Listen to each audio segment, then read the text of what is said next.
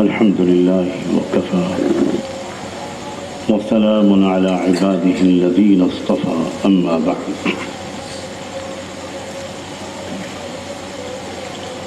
أعوذ بالله من الشيطان الرجيم بسم الله الرحمن الرحيم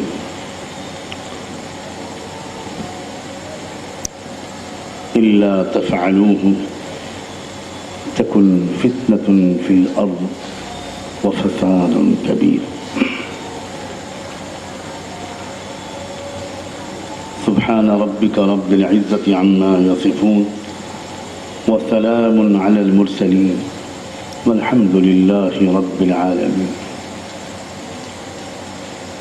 اللهم صل على سيدنا محمد وعلى آل سيدنا محمد وبارك وسلم اللهم صل على سيدنا محمد وعلى آل سيدنا محمد وبارك وسلم اللهم صل على سيدنا محمد وعلى آل سيدنا محمد وبارك وسلم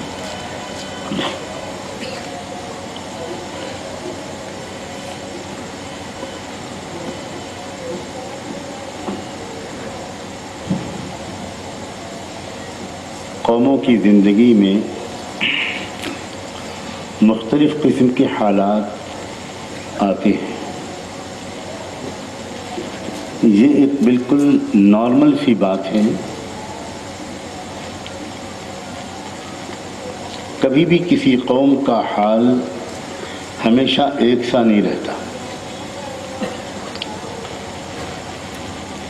جس طرح افراد کی زندگی میں مختلف حالات آتے ہیں، مختلف مرحلے آتے ہیں. ایک مرحلہ ہوتا ہے بچپنے کا، پھر نوجوانی کا، پھر جوانی کا، پھر ادھیڑ عمر کا، اور پھر بڑھاپے کا، اور پھر خاتمہ. اسی طرح مختلف حالات آتے ہیں، کبھی تندرستی، کبھی بیماری، کبھی طاقت اور قوت اور کبھی کمزوری، کبھی خوشحالی اور کبھی پریشانی. یہ اس دنیا میں افراد اور قوموں کے ساتھ ہوتا ہی رہتا ہے. اور ہمارے آپ کے ساتھ کیا کیا حالات آئیں گے، ان کے بارے میں جتنی وضاحت کے ساتھ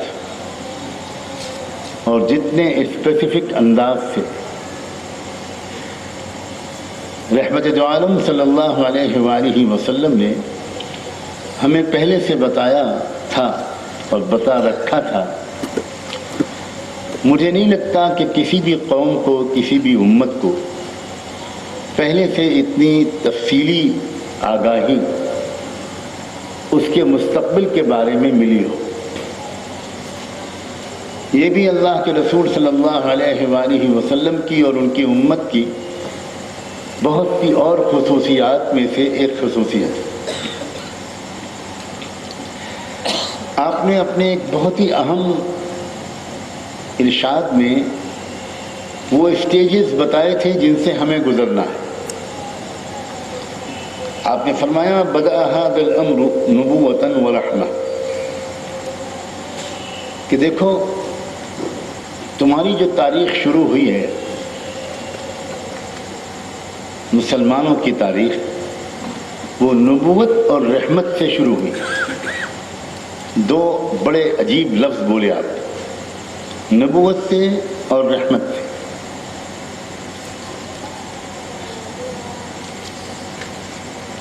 اس کے بعد آپ نے فرمایا کہ اس کے بعد ایک مرحلہ آئے گا، ایک دور آئے گا. چھوڑ جاؤ، بالکل چھوڑ دو، ہماری زندگی اسی میں گزر رہی ہے، بالکل چھوڑیے، آرام سے بیٹھیے اور سو جائیے.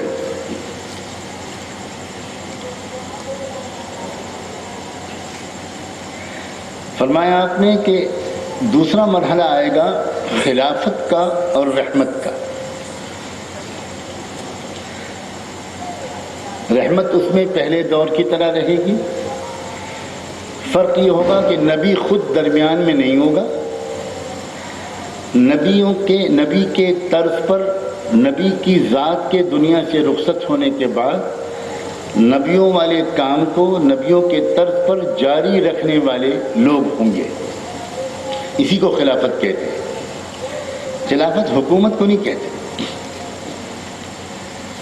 نبیوں کا جو مشن ہوتا ہے وہ نبیوں کے دنیا سے رخصت ہونے کے بعد جب نبیوں ہی کے طریقے پر انجام دیا جاتا رہتا ہے اس کو خلافت کہتے ہیں. اور نبیوں حضور اکرم صلی اللہ علیہ وآلہ وسلم کے دو بڑے بنیادی کام تھے. ایک تو کام تھا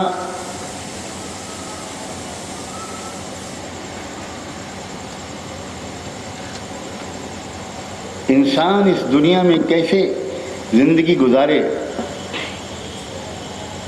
اس کی تفصیل کا علم انسانوں کے شفیق پروردگار سے لے کر انسانوں تک پہنچانا. دوسرے اس دنیا کے نظام کو درست کرنا، انصاف کا نظام قائم کرنا، قانون کو نافذ کرنا، امن قائم کرنا، ایک سوشل جسٹس کا نظام، ایک کمپریہنسو جسٹس کا نظام دنیا میں قائم کرنا. اس بات کو سمجھنے کی کوشش کیجیے کہ یہ انبیاء علیہم السلام کے مقاصد میں سے ایک مقصد تھا. آپ صرف نماز روزہ سکھانے کے لیے نہیں آئے تھے اور ایک ایسی امت پیدا کرنے کے لیے ہرگز نہیں آئے تھے جو دنیا میں کماتی رہے، کھاتی رہے، بچے پیدا کرتی رہے اور اس کو اس سے کوئی مطلب نہ ہو کہ دنیا میں کیا ہو رہا. ہرگز نہیں. اس سے بڑھ کر تو کوئی الزام حضور اکرم صلی اللہ علیہ وآلہ وسلم کی ذات گرامی پر لگایا ہی نہیں جا سکتا. ایک تماشائی قسم کی امت پیدا کرنے کے لیے آپ نہیں آئے تھے. دنیا میں قوموں کی بھیڑ میں ایک تماشائی قسم کی قوم کا اضافہ کرنے کے لیے آپ نہیں آئے تھے. آپ کی شان تو بہت نرالی تھی.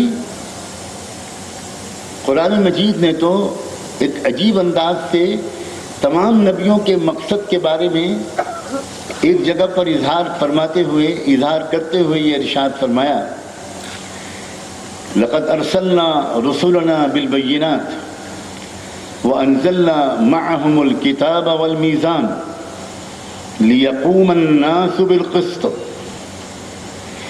کہ ہم نے اپنے رسولوں کو بھیجا دو چیزیں دے کر، بالبینات، بہت ہی واضح، بالکل کلیئر، بالکل واضح اور صاف ستھری نشانیاں اور ہدایات اور احکام اور طریقہ زندگی دے کر. ایک ایک لفظ کی تشریح چاہتی ہے کہ گھنٹوں اس پر بات کی جائے. اس اللہ نے رسولوں کے ذریعے جو چیز بھیجی وہ بالکل واضح، لاجیکل، ریشنل، سائنٹیفک، صاف ستھری. اس میں کوئی سپرسٹیشن اور اندھ وشواس والی کوئی بات نہیں، ڈوگماز والی کوئی بات نہیں. ہر بات اپنے پرفیکٹ سائنٹیفک دلائل کے ساتھ. اب دوسرے مذاہب کا کوئی غیر مطالعہ کرے تب اس کو قدر آئے گی کہ اسلام کا یہ پہلو کیسا روشن ہے. ہمیں نہیں معلوم شاید کہ آپ میں سے کس کو کتنی بات معلوم ہے. ہمارے بھارت کے دھرم گرنتھوں میں لکھا ہے، میں نے خود پڑھا ہے، کہ یہ جو گنگا ندی ہے یہ ایک دیوی تھی، وہ آسمانوں میں اڑ رہی تھی. ان کے سر کے بالوں کی چٹیا جو کھلی تو اس کے اندر سے گنگا جاری ہو گئی. اسی طرح کی سینکڑوں ایسی باتیں کہ جن سے 5 سال کا بچہ بھی ہنس دے. ایک طرف یہ ہے اور ایک طرف ہے اسلام. کیا انداز سے اشارے کرتا ہے. ریسائکلنگ جو واٹر کی ہوتی ہے ریننگ سسٹم میں، اس کی طرف اشارات قرآن میں کیے گئے. آج جا کر دنیا نے کہیں اس سسٹم کو دریافت کرنے میں کامیابی حاصل کی کہ یہ بارش ہوتی ہے، یہ ہوتا کیا ہے؟ یہی پانی جو پہلے آ چکا، یہی پانی کو عجیب غریب سسٹم کے ساتھ اوپر بادلوں تک پہنچایا جاتا ہے. سورج کی توانائی، سورج کی انرجی، سولر انرجی اور اس کا ریڈیشن وہ پانی کے اندر ایک ہیٹ پیدا کرتا ہے. اس سے وہ ایک اسٹیم بنتی ہے، ایک بھاپ بنتی ہے، اور وہ بھاپ اوپر اڑتی ہے. بھاپ کے وزن کو اور ہوا کے وزن کو اتنا ایک میتھمیٹیکل ارتھمیٹیکل ایکویشن کے ساتھ رکھا گیا ہے کہ وہ بادل اس ہوا کے زور پر اوپر اڑتا ہی چلا جائے. سب قرآن مجید میں اشارات ہیں. اور پھر وہ جو ہوا جاتی ہے، وہ بادل جو اوپر جاتے ہیں، وہ ایک لیول تک جا کر وہ ان کیمیکلز کو ہواؤں آسمانوں سے لیتے ہیں جو زمین میں نہیں ہوتے، جن کا انسان کے جسم میں جانا بہت ضروری ہوتا ہے. سلفر اس کو اوپر سے لینا پڑتا ہے، اور بھی کچھ کیمیکلز ہیں جو اس کو اوپر سے لیتے ہیں، وہ اس میں جذب ہوتے ہیں. پھر وہ پہاڑوں سے ٹکراتے ہیں، پھر پہاڑوں سے ٹکرا کر ان کا ٹیمپریچر بدلتا ہے، اور پھر وہ بھاپ ایک پانی میں تبدیل ہوتی ہے، وہ بادل پانی میں تبدیل ہوتے ہیں، اور بقدر معلوم قطرے قطرے وہ پانی نیچے آتا ہے. آپ سوچیں کہ اگر پانی اوپر اسٹاک ہو اور اس کو نیچے بھیجا جائے تو پانی ایک بہاؤ کے ساتھ نیچے آئے گا، اور اگر وہ بہاؤ کے ساتھ آ جائے گا تو لوگ تو نیچے مر جائیں گے، بہہ جائیں گے، سیلاب آ جائے گا. مگر ایسا سسٹم اللہ تعالیٰ نے بنایا کہ اس سسٹم میں کبھی بھی پانی انڈیلنے کی صورت میں نہیں آتا. جب کبھی آتا ہے تو آپ اخباروں میں خبر پڑھتے ہیں کہ فلاں جگہ بادل پھٹ پڑا. اور اس طرح کی سینکڑوں چیزیں. لقد ارسلنا رسلنا بالبینات، ہم نے نبیوں کو جو بھیجا ہے تو بہت صاف ستھرے واضح، کوئی اس میں ایسی چیزیں نہیں ہیں جن کو آنکھ بند کر کے ماننا پڑے. اور فرمایا وَأَنزَلْنَا مَعَهُمُ الْكِتَابَ وَالْمِيزَانَ، اور ہم نے ان نبیوں کے ساتھ 2 چیزیں دیں، الکتاب والمیزان. ایک تو ہم نے قانون دیا، ایک گائیڈ بک دی. ہم جانتے ہیں کہ جب بھی کوئی کارخانہ کوئی مشین بناتا ہے تو اس مشین کے استعمال کا طریقہ بتانے کی ذمہ داری بھی اس کارخانے کی ہوتی ہے، اور حق بھی اسی کا ہوتا ہے. ایسا نہیں ہوتا کہ یہ مثلاً مائکروفون کسی آہوجہ کمپنی نے بنایا اور اس کے استعمال کا طریقہ بریٹینیا بسکٹ کمپنی بتائے یا باٹا شو کمپنی بتائے، اور باٹا شو کمپنی والے کہے کہ ہمارا ٹرن اوور چونکہ اتنے بلین کا ہے اس لیے مائکروفون کے استعمال کا طریقہ ہم بتائیں. یہ نہیں ہوتا. جو مشین جو فیکٹری بناتی ہے اس کے استعمال کا طریقہ بتانے کا حق اسی فیکٹری کو ہوتا ہے. اور ہم یہ بھی دیکھتے ہیں کہ دنیا میں جو فیکٹریاں کوئی مشین بناتی ہیں ان کے استعمال کا طریقہ بتانے کے لیے 2 راستے استعمال کرتی ہیں. ایک تو وہ کوئی کتاب، کوئی guide book, directions for use سمجھانے کے لیے کہ اس کو کیسے استعمال کیا جائے. مشین کے ساتھ، آپ کی فریج کے ساتھ، آپ کی کار کے ساتھ، ہر چیز کے ساتھ ایک بکلیٹ آتی ہے، ایک کتابچہ آتا ہے. اور اگر مشین زیادہ پیچیدہ اور قیمتی ہوتی ہے تو پھر وہ کتابچہ کافی نہیں سمجھا جاتا، اس کے ساتھ میں ایک میکینیکل انجینئر بھیجا جاتا ہے جو اس مشین کے استعمال کا طریقہ پریکٹیکلی سکھاتا ہے. اور سکھانے کے بعد جب وہ مطمئن ہو جاتا ہے کہ آپ نے سیکھ لیا تو آپ سے دستخط کراتا ہے، آپ سے سائن کراتا ہے کہ ہاں اب یہ فریج انسٹال ہو گیا، یہ اے سی لگ گیا اور یہ فنکشننگ آرڈر میں آ گیا، یہ چلنے لگا، اور آپ سائن کیجئے کہ ہم کو انجینئر جو آیا تھا اس نے ہم کو سکھا دیا اور ہم نے سیکھ لیا۔ وہ 1-2 مرتبہ آپ سے استعمال کروا کر سائن کر کے ہی جاتا ہے۔ انسان کی مشین سے بڑھ کر نازک اور کمپلیکیٹڈ اور سوفسٹیکیٹڈ کوئی اور مشین دنیا میں نہیں ہے۔ اس مشین کا استعمال اگر غلط ہو جائے تو معمولی نقصان نہیں ہوتا، اور کسی قیمتی سے قیمتی مشین کا استعمال اگر غلط ہو جائے تو 4 لاکھ کا 10-20 کروڑ کا نقصان ہو جائے گا۔ لیکن انسان کی مشین کا استعمال اگر غلط ہو تو پھر وہ ہوتا ہے جو آج دنیا میں ہو رہا ہے۔ پھر 2-2 ڈھائی سال کی بچیوں کے ساتھ بدکاری کی جاتی ہے، پھر سڑک پر نکلنا مشکل ہو جاتا ہے، پھر جس کی لاٹھی اس کی بھینس ہوتی ہے، دلوں کا سکون نکل جاتا ہے، روزی کی برکت نکل جاتی ہے، وقت اور زندگی میں بے برکتی آ جاتی ہے، دلوں سے محبت نکل جاتی ہے، ایک دوسرے پر سے بھروسہ ختم ہو جاتا ہے، ایک مصنوعی محبتوں کا اظہار سب طرف ہوتا ہے۔ اظہار کرنے والا بھی جانتا ہے کہ میں جھوٹ بول رہا ہوں، اور جس سے جو اس کو کہا جا رہا ہے کہ میں تو آپ کا بہت ہی قدردان ہوں، وہ بھی خوب سمجھتا ہے کہ پکا جھوٹا ہے کہنے والا، چاہے وہ بات مسجد میں کہی جا رہی ہو اور چاہے وہ بات حج عمرہ کرنے کے بعد کہی جا رہی ہو۔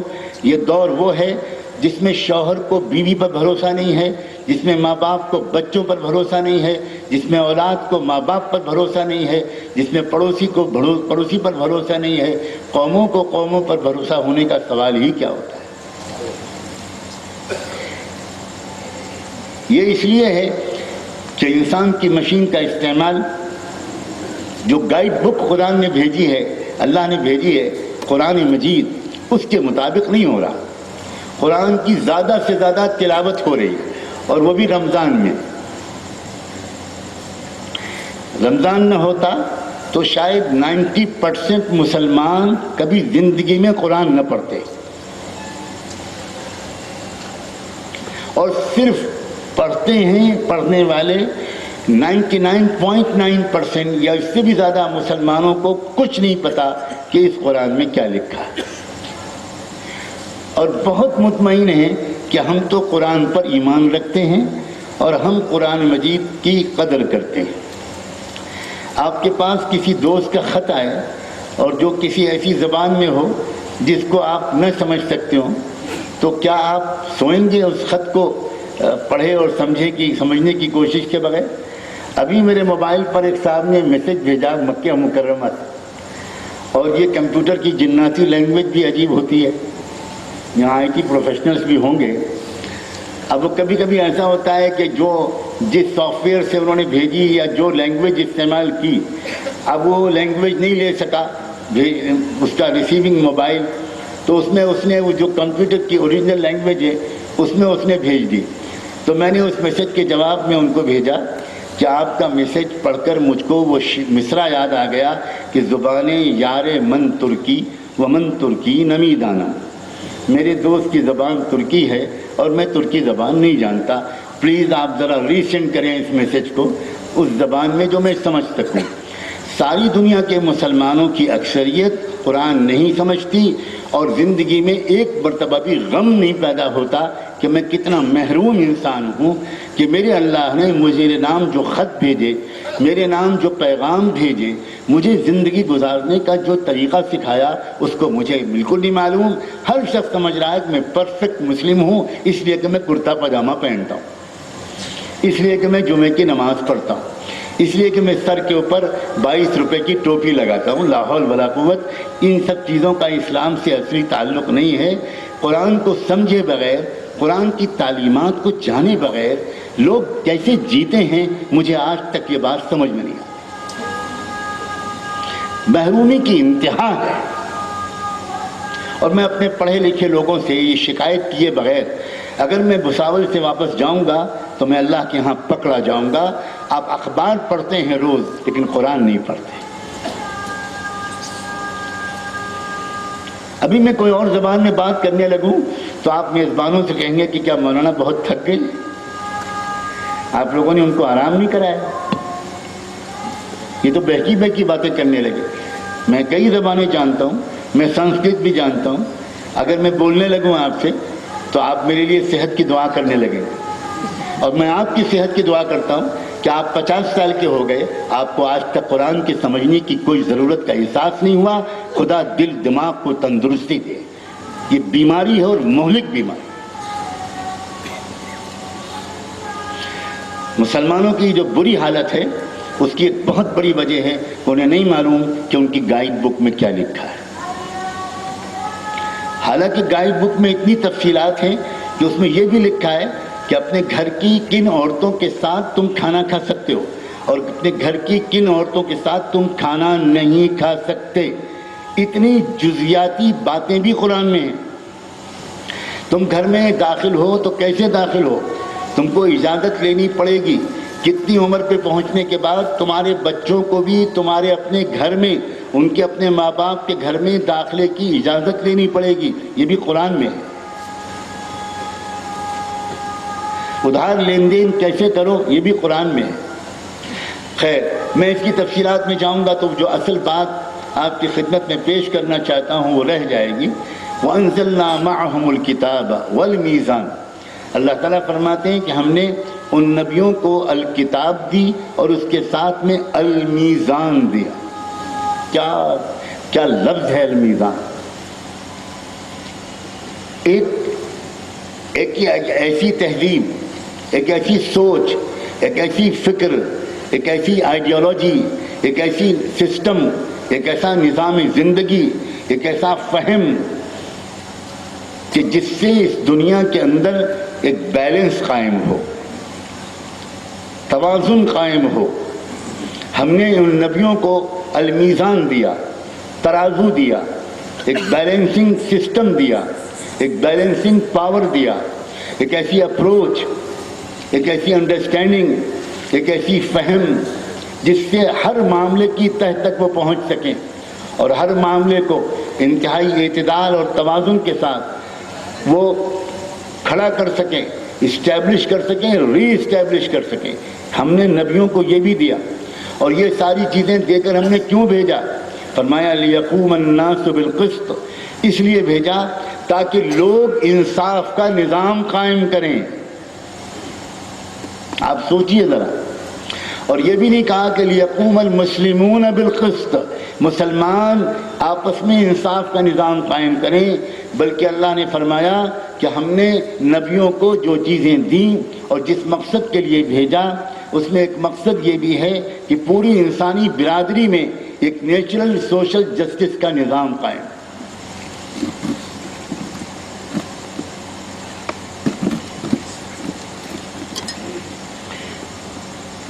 یہ دراصل مقصد تھا, اور جب اس مقصد کو سمجھ کر مسلمان جیتے تھے تو کچھ اور ہی دنیا کا نقشہ بن گیا.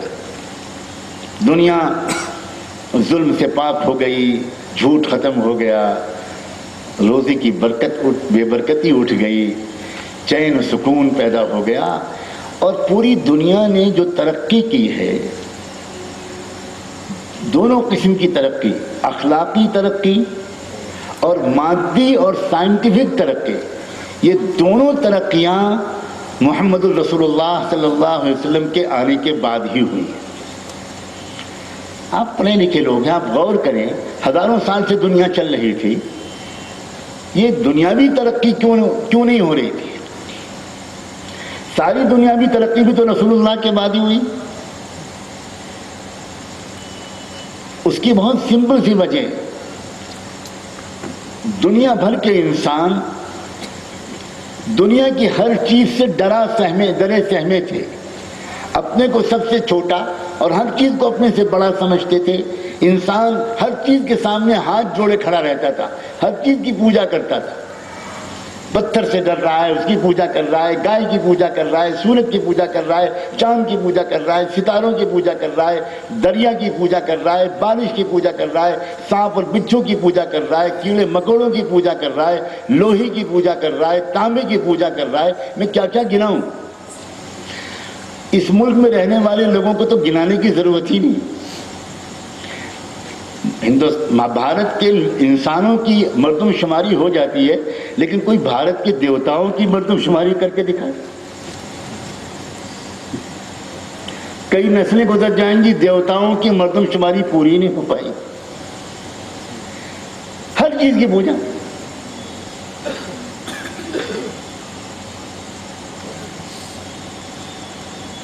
پھلوں کی پوجا، سبزیوں کی پوجا، پیڑوں کی پوجا، گوبر کی پوجا، لا حول ولا قوت الا باللہ۔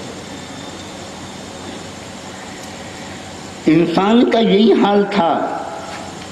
یہ تو صلاۃ والسلام ہو محمد الرسول اللہ صلی اللہ علیہ وآلہ وسلم پر کہ انہوں نے انسان کو اس کا مقام بتایا۔ انہوں نے بتایا کہ اے انسان، کیا کر رہے ہو تم دنیا میں سب سے بڑے ہو، تم سے بڑا دنیا میں صرف تمہارا رب ہے، باقی ہر چیز تمہاری خدمت کے لیے پیدا کی گئی ہے۔ یہ سورج، یہ چاند، یہ آسمان، یہ زمین، یہ ستارے، یہ سب تمہارے سیوک ہیں، تمہارے غلام ہیں، تمہاری ڈیوٹی میں لگائے گئے ہیں۔ سخر لکم ما فی الارض جمیعا، جو کچھ ہے وہ تمہارے لیے ہے، تم سب سے بڑے ہو، اور تم سے بڑا صرف میں ہوں۔ میں تو اکثر ایک طالب علم کی حیثیت سے سوچا کرتا ہوں کہ جو اللہ نے نماز میں سب سے زیادہ جو بار بار اللہ اکبر کہلوایا، اور وہ اس لیے کہلوایا کہ جب انسان کو یہ پتہ چلے گا کہ میں دنیا میں سب سے بڑا ہوں، تو وہ کہیں اللہ سے بھی اپنے کو بڑا نہ سمجھنے لگے۔ اس لیے بار بار اس کو یاد دلوایا کہ تم مخلوقات میں سب سے بڑے ہو، لیکن تم سب سے بڑا میں ہوں۔ جب یہ پیغام دنیا میں پھیلا اور انسانوں کو اپنا بھولا بسرا پیغام، اپنا بھولا بسرا مقام پتہ چلا، تب انسان ایک نیند سے جاگا، اور انسان نے پھر اس خدا اور رسول کی رہنمائی میں دنیا کی ایک ایک چیز پر ریسرچ کرنا شروع کیا۔ ترقی ریسرچ کے بغیر نہیں ہو سکتی، اور ریسرچ عقیدہ توحید کے بغیر ممکن نہیں تھا، کیونکہ جب کسی چیز کو انسان دیوتا مان رہا ہے تو اس پر ریسرچ کرے گا۔ پرکوپ آ جائے گا درگا دیوی کا، اگر اس پر ریسرچ کرنا شروع کیا، ہنومان جی ناراض ہو جائیں گے، لا حول ولا قوت۔ انسان بندر سے ڈر رہا ہے، انسان بندر کی پوجا کر رہا ہے، مطلب نان سینس بات ہے۔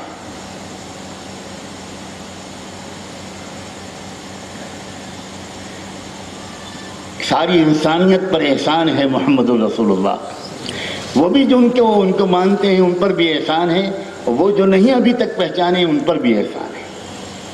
اس لیے کہ اسی ریسرچ کے ذریعے سے تو دنیا آگے بڑھی، ہر چیز پر ریسرچ شروع ہوا۔ تو اللہ تعالیٰ نے نبیوں کے ساتھ کیا کیا بھیجا اور کس مقصد سے بھیجا؟ مقصد یہ ہے کہ پوری دنیا کا نظام ٹھیک ہو۔ میں آپ سے اس لیے یہ باتیں کہہ رہا ہوں سمجھانے کے اعتبار سے، یہ کوئی بہت زیادہ خطابت اور تقریر کا مظاہرے کا مجمع نہیں ہے۔ آپ شہر کے خواص ہیں، اور آپ کو الگ اس لیے بھی جمع کیا جاتا ہے، اس لیے نہیں کہ آپ اپنے آپ کو کچھ مخصوص اور بڑا آدمی سمجھنے لگے، اس کو تو ہم کم کرنا چاہتے ہیں، کچھ اس کی زکوٰۃ نکال دیجئے، وہ آلریڈی بہت بڑھا ہوا ہے ہمارے خواص کا غرور۔ میں سخت باتیں بھی کہتا ہوں لیکن شوگر کوٹڈ کر کے، اور ویسے بھی مجھے ابھی جانا ہے صحیح سالم، اور راستہ آپ لوگوں نے ایسا بنایا ہے کہ نکلنا مشکل، لیکن میں سخت باتیں کہوں گا ضرور، اس لیے کہ اس کے بغیر تو کچھ سمجھ میں نہیں آتا۔ لوگ مشاعرے کی غزل، اور اگر میں مراٹھیوں کا خیال کروں تو غزل سن کر آپ لوگ چلے جائیں گے کہ واہ صاحب کیا بیان ہوا، آج تک تو ایسا بیان کبھی سنا ہی نہیں، لا حول ولا قوت الا باللہ۔ اس سے کوئی فائدہ نہیں ہوتا، قطعاً کوئی فائدہ نہیں۔ میں بہت بنیادی بات سمجھانے کی کوشش کر رہا ہوں۔ ایک زمانہ ہو گیا ہے کہ ہم مسلمان اپنی اصل حیثیت کو بھول گئے، بالکل صاف بات، اور ہم بالکل راضی ہو گئے اس بات پر کہ بس ہم کو جاب مل جائے، بزنس کر لیں، 4 بچے پیدا ہو جائیں، یہ ہو جائے، وہ ہو جائے، ایک مکان بن جائے، ایک بائک آ جائے، ایک کار آ جائے، یہ ہو جائے، یہ ہو جائے، اور ختم۔ کوئی ذمہ داری کا احساس کہ ہمارے ملک میں کیا ہو رہا ہے، ہمارے علاقے میں کیا ہو رہا ہے، ہم اس میں کیا کر سکتے ہیں۔ میں آپ سے کتنے دکھ کے ساتھ کہوں کہ ترس جاتے ہیں ہم جیسوں کے کان کسی ایسے نوجوان کی بات سننے کے لیے کہ جو بیان کے بعد یا کوئی تقریر سننے کے بعد، کوئی مضمون پڑھنے کے بعد آئے اور پوچھے کہ ہم کو کرنا کیا ہے، یہ اسپیسیفکلی بتائیے۔ ہوتا کیا ہے، بیان ہوا، دعا ہوئی، لوگ خوب روئے، اس کے بعد کچھ لوگ آتے ہیں اور بیان کرنے والا میرے جیسا غریب طالب علم خوش ہوتا ہے کہ شاید اس بیان کے بعد 2-4 لوگ کام کرنے والے مل جائیں گے، اور وہ آ کر کہتا ہے وہ حضرت رات میں 2 بجے میری بیوی کے بائیں کان میں آواز آتی، اب اس میں میرا کیا قصور ہے؟ لا حول۔ وہ حضرت وہ میرے 8 سال ہو گئی ابھی تک بچہ نہیں پیدا ہوا، تو میں آپ کی کیا مدد کر سکتا ہوں؟ خدا کے بندو، یہ لیول ہے مسلمانوں کا۔ جن، بھوت، آفیب، کالا جادو اور عامل کی کیا ہے یہ مسلمان کون ہے؟ ایک بندہ نہیں پوچھتا کہ مولانا اس دور میں، اس ملک کے حالات میں سوشل جسٹس کے نظام کو، انصاف کے نظام کو قائم کرنے کے لیے میں کیا کر سکتا ہوں؟ وہ تمنائیں ختم ہو گئیں، وہ ولولے ختم ہو گئے، وہ عزائم ختم ہو گئے، وہ ذمہ داری کا احساس مٹ گیا۔ بس آپ صحابہ کے قصے سنا دیجئے اور بزرگوں کے قصے سنا دیجئے اور ایک رام کتھا سنا دیجئے اور ختم۔ ہمارے جلسے ایک جاگرن کی طرح ہو گئے ہیں۔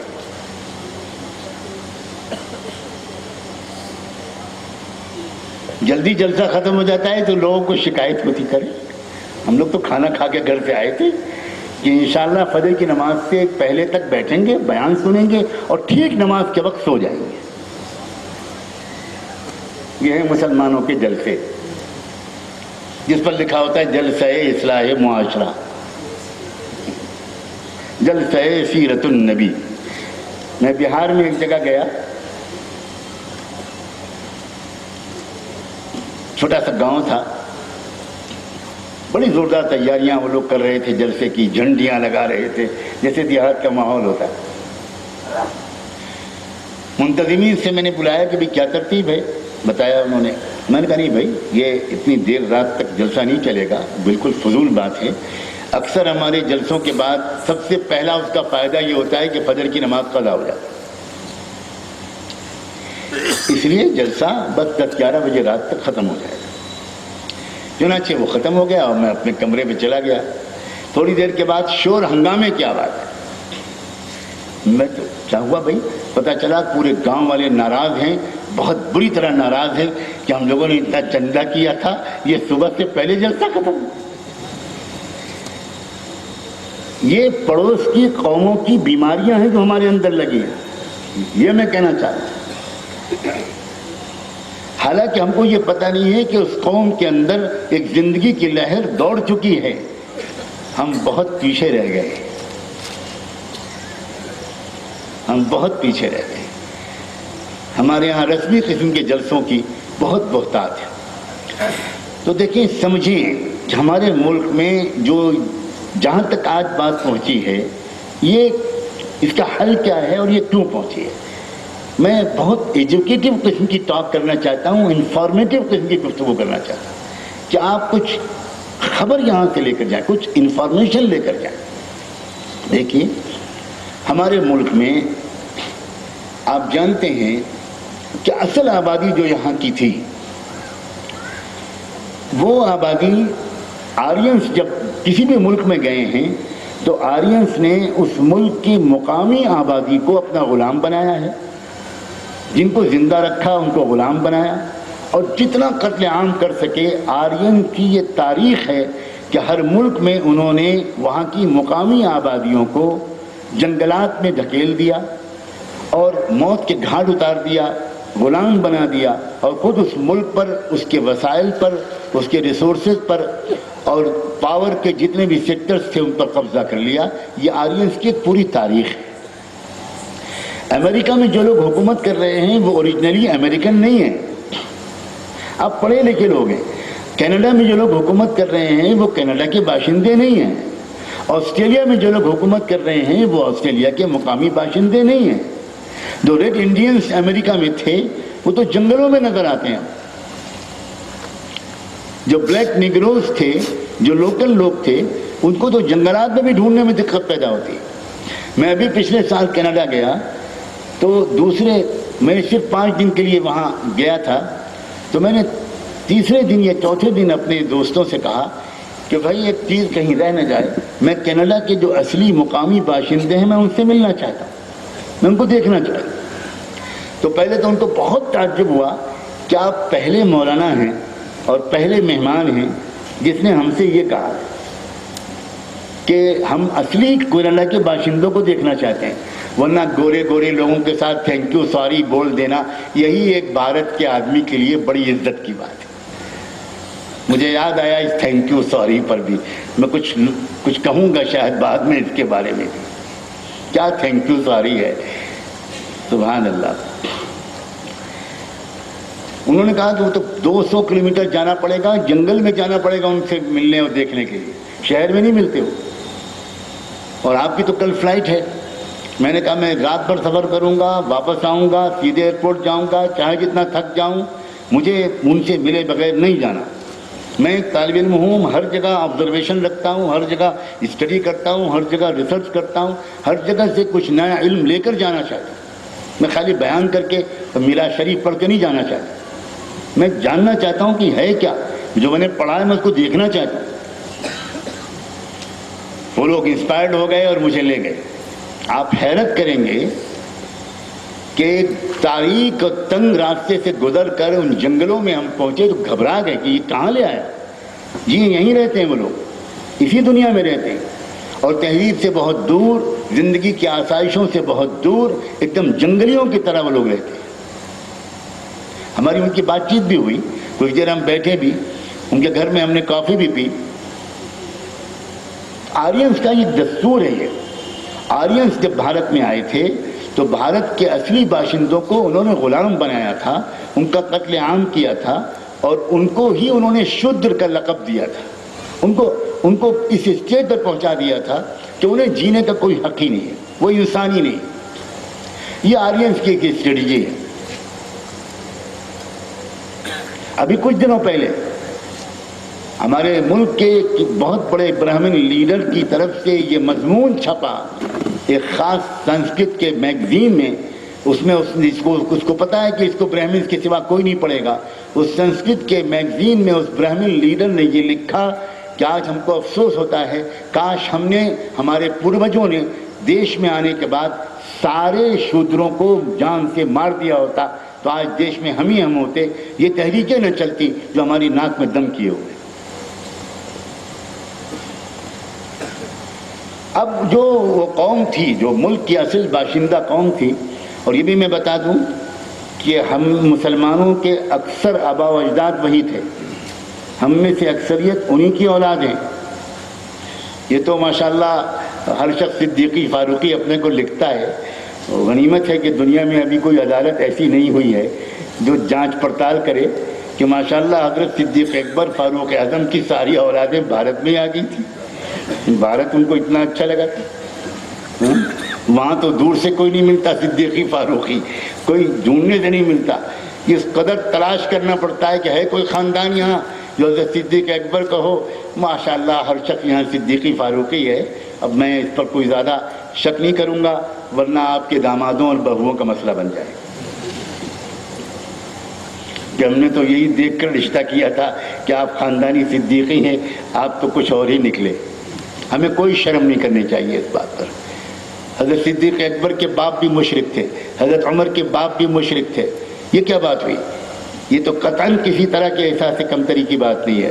یہ ایک تاریخی سچائی ہے کہ آج کے جو مسلمان ہیں اس دیش میں، اس ملک میں، ان کی غالب اکثریت انہی لوگوں کی اولادیں ہیں جن شودروں پر، جن مظلوموں پر محبت کی نظر ڈالی تھی ہمارے ملک میں بزرگان دین نے، اللہ والوں نے. ہمارے ملک کے جو مسلمان حکمراں تھے، لوگ ان پر تنقیدیں کرتے ہیں، سب کے سب اتنے برے نہیں تھے. یہ بہت غلط پروپیگنڈا ہے. ان میں سے بڑے اچھے کردار کے لوگ تھے, بہت اچھے کیریکٹر کے لوگ تھے.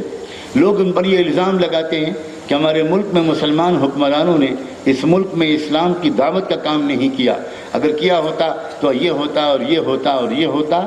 یہ تاریخ کے غلط مطالعے کا نتیجہ ہے یا ناقص مطالعے کا نتیجہ ہے. ہمارے ملک کے مسلم حکمرانوں کی اکثریت نے بہت ہی زبردست اسٹریٹجی بنائی تھی, بڑی حکمت عملی کے تحت ایک ڈویژن آف ورک کیا تھا, کام کو تقسیم کیا تھا. انہوں نے یہ سوچا تھا کہ وہ ملک میں سب کے ساتھ یکساں سلوک کریں گے, وہ ملک میں مذہب کی بنیاد پر کسی کے ساتھ تفریق نہیں کریں گے. اور اگر میں یہ اس لفظ کے استعمال کرنے کی اجازت دی جائے تو انہوں نے سچی بات یہ کہا تھا کہ ہم واقعی ایک سیکولر اسٹیٹ اس ملک میں قائم کریں گے اور اسی لیے ہم سب کے ساتھ برابری کا برتاؤ کریں گے, سوائے دو چار کے کہ جنہوں نے حد سے بہت آگے بڑھ کر اور کچھ لوگوں کو خوش کرنے کے لیے انہوں نے اپنے دین ہی کو چھوڑ دیا, جیسے مثلا اکبر یا اور ایسے دو ایک لوگ. لیکن انہوں نے ساتھ ساتھ یہ فیصلہ کیا تھا کہ ہم حکومت کی پاور کو اسلام کے پھیلانے میں استعمال نہیں کریں گے. یہ ہماری پالیسی نہیں ہوگی, کیونکہ وہ اس دیش میں ایک وائبرنٹ ایک ویلڈ پالیسی نہیں ہے, ایک کامیاب پالیسی نہیں ہوگی. لیکن ہم یہ کریں گے کہ جو اللہ والے اور مشائخ ہیں, اہل دل ہیں, بزرگان دین ہیں, مشائخ صوفیہ ہیں, وہ اللہ کے نیک بندے جو اللہ کے بندوں کو دینا چاہتے تھے اللہ سے لے کر, کسی سے کچھ لینا نہیں چاہتے تھے, وہ فقیر اور درویش لوگ, وہ بالکل بے نیاز اور بے غرض لوگ, وہ ان کے ارمان تھے, ان کی تمنائیں تھیں, ان میں سلیقہ تھا, ان میں جذبہ تھا اسلام کی دعوت کا. تو ان مسلم حکمرانوں نے بہت حکمت عملی کے ساتھ ان بزرگوں کے لیے سہولتیں فراہم کی, ان کو تحفظ دیا اور ان کے لیے ایسی فضا ہموار کی کہ وہ خاموشی کے ساتھ اپنا کام کرتے رہیں. اور اللہ ہزاروں سلام بھیجے ان سب بزرگوں پر جن کے ہم نام جانتے ہوں یا نہ جانتے ہوں. انہوں نے اس مظلوم قوم کو اپنے سینے سے لگایا, عزت دی, اکرام کیا. وہ لوگ حیران ہو جاتے تھے. اور آپ یہ بھی دیکھیں, آج لوگ نہیں سمجھتے اس بات کو کہ ہر دور میں دعوت کا کام الگ الگ طریقے سے ہوا ہے اور ایک ہی دور میں دعوت کا کام الگ الگ طریقے سے ہو سکتا ہے. چنانچہ انہوں نے ایک طریقہ اپنایا. مثلا میں مثال دیتا ہوں, فاتح ہند حضرت خواجہ معین الدین چشتی رحمۃ اللہ علیہ, کیا شخصیت تھی. جس شخص نے ان کی تاریخ پڑھی ہے, ان کا نام سنتے ہی, ان کا نام لیتے ہی ایسا لگتا ہے کہ کسی نے منہ میں شہد کی مٹھاس گھول دی. محبت محبت اور محبت, پیار پیار اور پیار, تواضع تواضع اور تواضع, سخاوت سخاوت اور سخاوت. کوئی تقریر نہیں کرتے تھے, کوئی بیان نہیں کرتے تھے, یہ طریقہ ہی نہیں تھا ان کا. انہوں نے طے کر لیا کہ مجھے ایک ہی جگہ نہیں رہنا. انہوں نے کوئی اپنی اس طرح کی خانقاہ نہیں بنائی کہ بس میں یہاں سے نہیں ہٹوں گا, نہیں, بالکل نہیں. انہوں نے تو ایک اشارے کی بنیاد پر, ایک بشارت کی بنیاد پر یہ فیصلہ کیا تھا کہ اجمیر میں میرا قیام ہوگا, میری زندگی کے آخری ایام اجمیر میں گزریں. باقی ان کی تو پوری زندگی تو مسلسل سفر میں رہتے تھے, مسلسل سفر میں رہتے تھے. اور ان کے ساتھ 300 200 250 300 کبھی کبھی 500 کبھی کبھی 700 ذاکرین رہتے تھے. دن رات اللہ کا ذکر کرنے والے, خدمت کرنے والے, تقوی والے, اللہ کی محبت والے. ان میں بڑے بڑے عمراء ہوتے تھے, ان میں بعض وقت شہزادے ہوتے تھے جو فقیروں کے لباس میں رہتے تھے اور کسی کو اجازت نہیں ہوتی تھی کہ کوئی کسی کو بتائے کہ یہ شہزادے ہیں. اس میں دربار کے لوگ ہوتے تھے, اس میں عمراء, صوبے داران, جاگیرداران, زمینداران بھی ہوتے تھے. اور وہ لوگ اپنا مال لے کر نکلتے تھے اور بہت بڑی بڑی دیگیں ساتھ میں ہوتی تھی, پکانے کا سامان ساتھ میں ہوتا تھا. اور وہ کہیں بھی جا کر کسی گاؤں میں گاؤں والوں کی اجازت سے فقیر آئے ہیں اور بس بیٹھ کر اپنے مالک کو یاد کرنا چاہتے ہیں اور اپنے بھائیوں اور بہنوں سے کسی بھید بھاؤ کے بغیر محبت اور پریم کا رشتہ جوڑنا چاہتے ہیں, بس اس لیے آئے ہیں. نہ ووٹ مانگتے ہیں نہ نوٹ مانگتے ہیں, کچھ نہیں چاہیے, بس یہاں ٹھہرنے کی اجازت دے دیں, 2-3 دن ہم اللہ کو یاد کریں گے. وہ لوگ بڑی خوشی سے اجازت دیتے تھے, آپ لوگ رہیے, آرام سے رہیے. لیکن دور دور رہتے تھے، اس لیے کہ وہ تو بیچارے اتنے، وہ کبھی کسی مندر میں نہیں جا سکتے تھے، کسی پنڈت سے نہیں مل سکتے تھے، وہ تو ہمت ہی نہیں کر سکتے تھے کہ ان کے قریب آئیں۔ نورانی چہرے جیسے آسمان سے فرشتے اتر آئے ہوں کئی سو، اور وہ دور سے دیکھتے تھے۔ اب ان کی تہجد، ان کے اشراق، ان کے اوابین، ان کی نفلیں، ان کے ذکر، ان کے مراقبے، ان کی تلاوت، اور وہ دھیرے دھیرے آگے بڑھتے تھے۔ ان کی سوانح آیات میں لکھا ہے کہ گاؤں کے لوگ پہلے دور، پھر اور قریب آتے، پھر اور قریب آتے، اور قریب آتے، یہاں تک کہ جب معمولات کے اختتام میں دعا ہوتی تھی تو اس وقت جب پورا مجمع دہاڑے مار کر رو رہا ہوتا تھا اور حضرت خواجہ معین الدین چشتی رحمۃ اللہ علیہ ذکر کی مناجات کے بعد دعا کرا رہے ہوتے تھے، تو اس میں وہ اللہ سے مانگ رہے ہوتے تھے کہ میرے مولا، ہم تو پردیسی مسافر لوگ ہیں، یہاں رہنے والے کتنے اچھے لوگ ہیں، انہوں نے ہم کو اپنی جگہ پر ٹھہرنے کی بھی اجازت دے دی، ہم کو کوئی تکلیف نہیں پہنچائی، مولا اتنی دعا کرنا چاہتے ہیں کہ ان کو آپ دنیا میں بھی تکلیف نہ ہونے دیجیے گا، آخرت میں بھی تکلیف نہ ہونے دیجیے گا، مولا ان کو عزت والی روزی دیجیے، مولا ان کو صرف دعا کرتے۔ اب وہ بیچارے کھڑے ہو کر عجیب، ان کے آنکھوں سے آنسو بہنے لگتے تھے کہ یہ بابا لوگ ہمارے لیے دعائیں کر رہے ہیں، یہ بابا لوگ ہمارے لیے دعائیں کر رہے ہیں، ہم نے تو ان کے ساتھ کچھ کیا بھی نہیں، یہ تو کھانا اپنا کھاتے ہیں، ہم تو قریب جاتے بھی نہیں، اور یہ ہمارے لیے دعا کرتے ہیں۔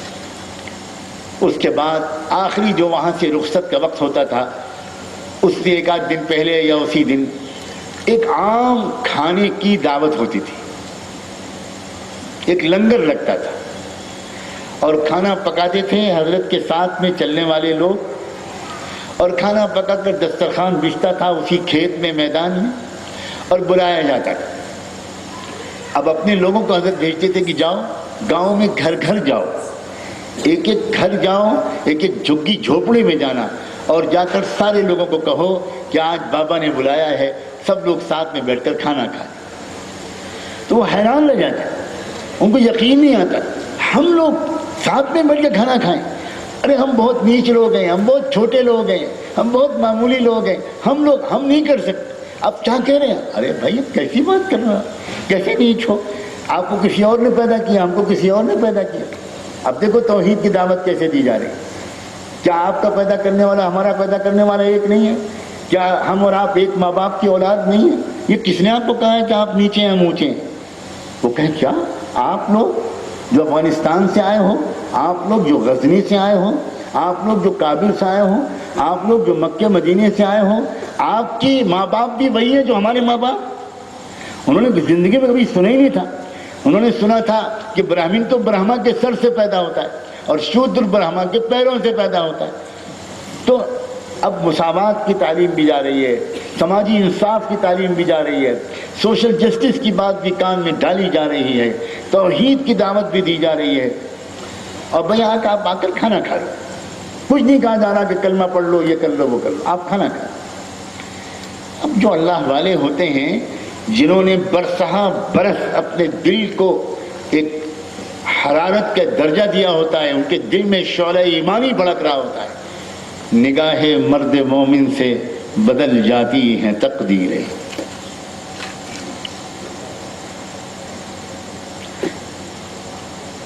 ایک نظر پڑتی تھی اور کایا پلٹ ہو جاتی تھی۔ ایک واقعہ لکھا ہے ان کے سوانح نگار نے کہ ایک مرتبہ اسی طرح گاؤں میں دسترخوان لگا ہوا تھا، سینکڑوں لوگ بیٹھ کے کھانا کھا رہے تھے، حضرت خواجہ معین الدین چشتی کے ساتھی اور گاؤں کے مقامی لوگ مل جل کر کھانا کھا رہے ہیں۔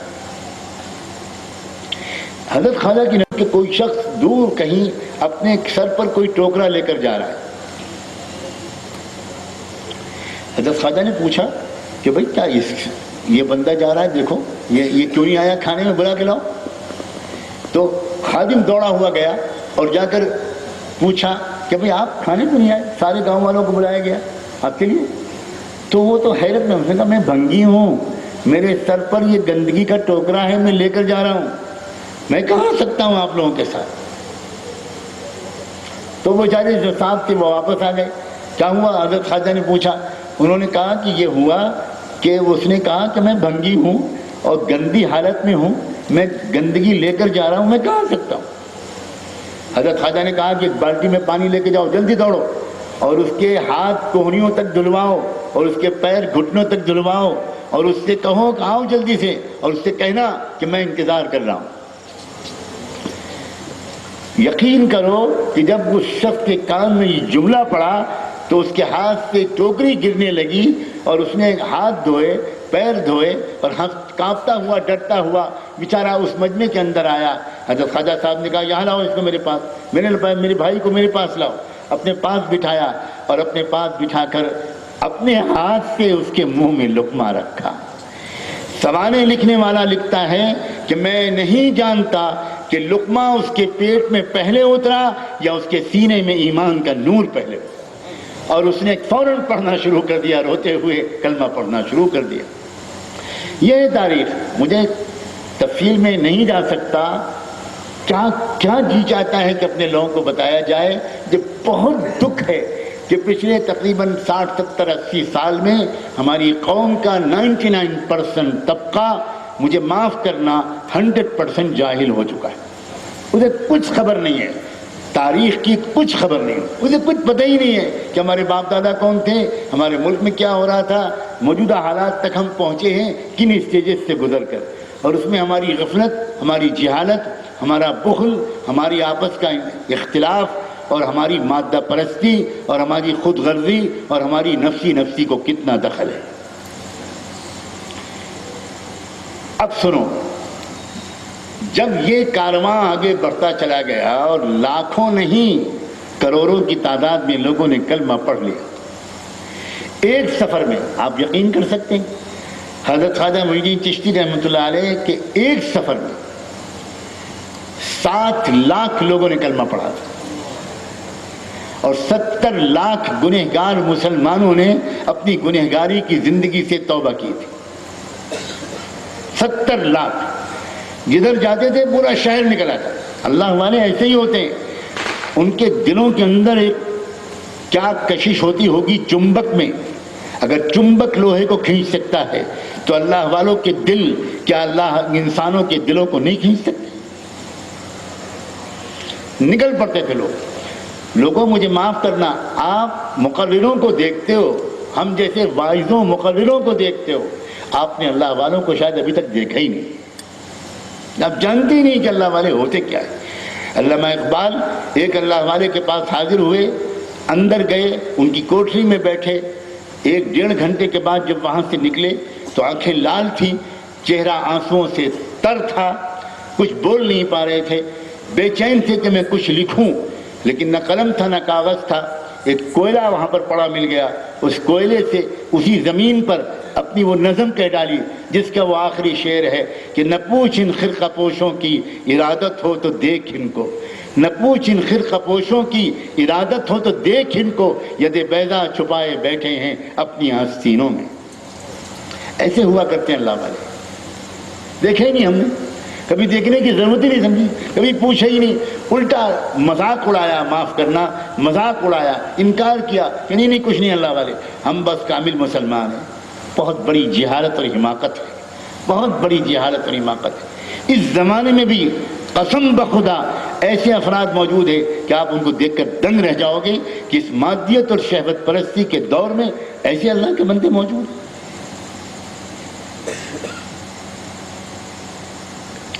اب میں آتا ہوں اپنے اگلے مضمون پر۔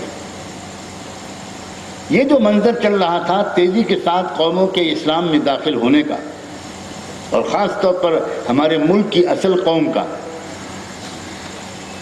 اس کو دیکھ کر بہت پریشان ہوا ملک کا برہمن بھی، اور وہ جو آرینس آئے ہوئے تھے، اور ان سے زیادہ پریشان ہوا مغرب،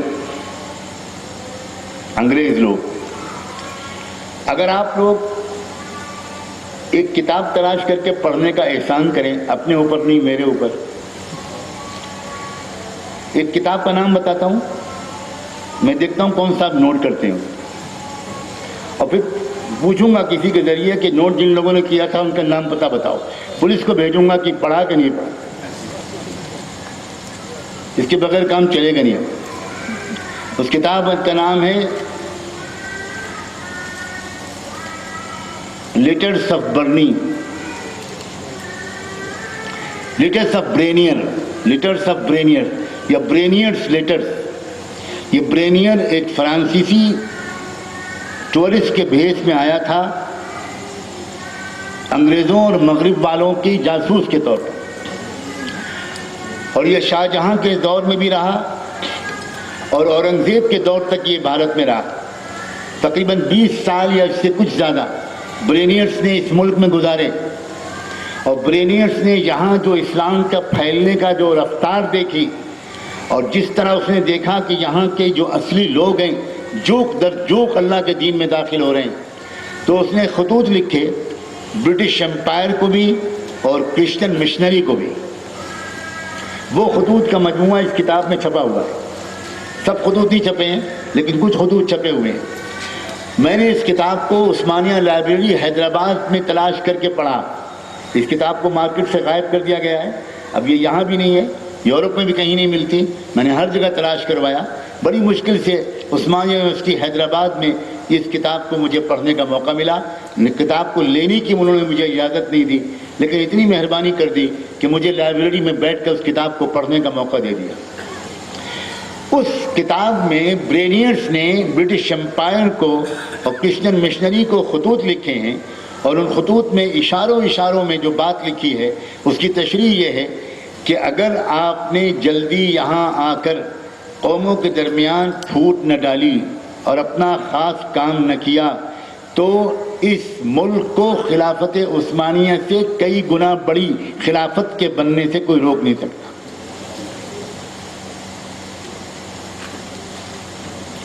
ان خطوط کے بعد انگریزوں نے یہاں آنے کا فیصلہ کیا, اور اس میں بھی فیصلہ انہوں نے کیا. انہوں نے کہا بھائی کیسے جائیں, تو انہوں نے کہا بھائی ہم بزنس کے نام پر جاتے ہیں. جیسے آج بھی بزنس کے نام پر دوبارہ مغرب بھارت پر پوری طرح قبضہ کرنے کے لیے آ رہا ہے. آج دوبارہ ایسٹ انڈیا کمپنی کو ہماری حکومتیں بلا رہی ہیں.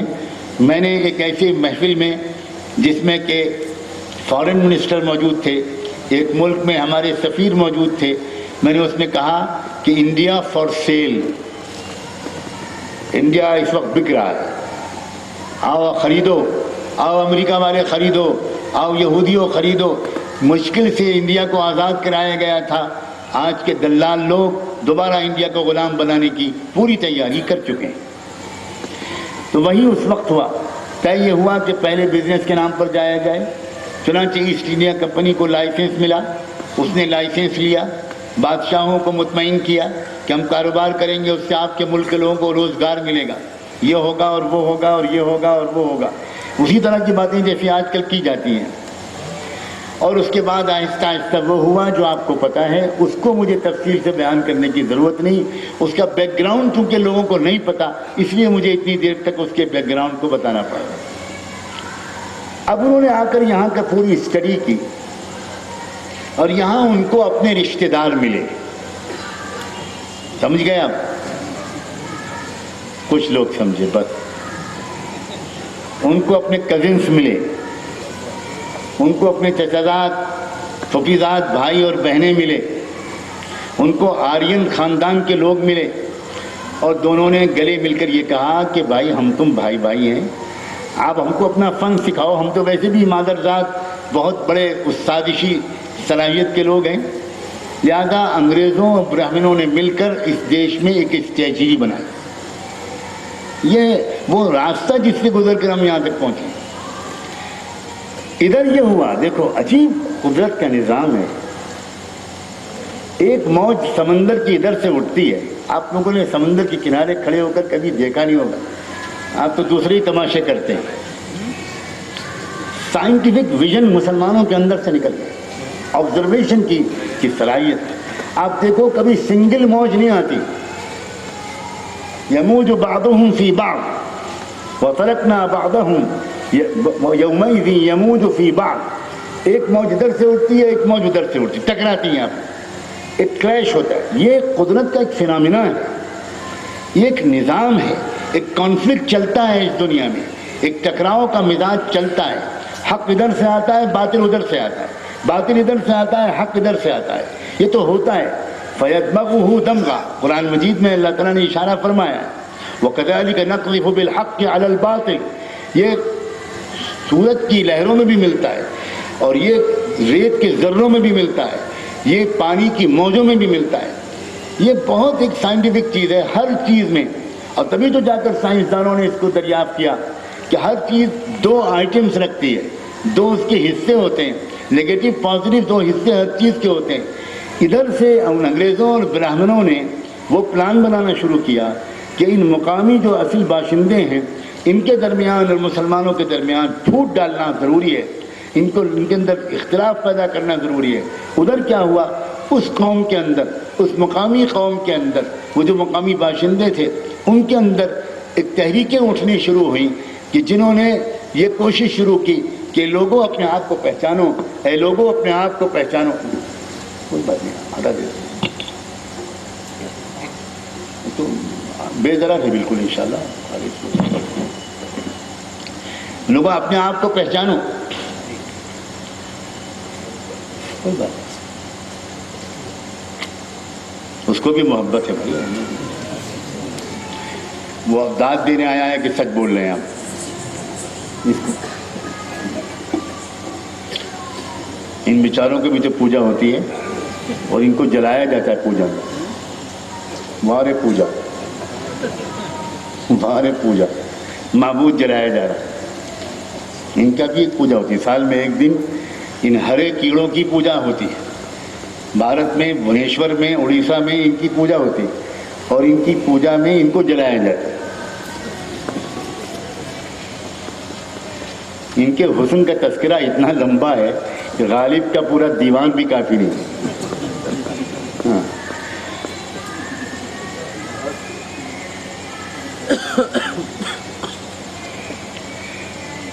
اسی زمانے میں جدھر سے یہ موجیں اٹھ رہی تھیں، یہ اٹھنے کی تیاری کر رہی تھیں، قدرت کا نظام دیکھیں۔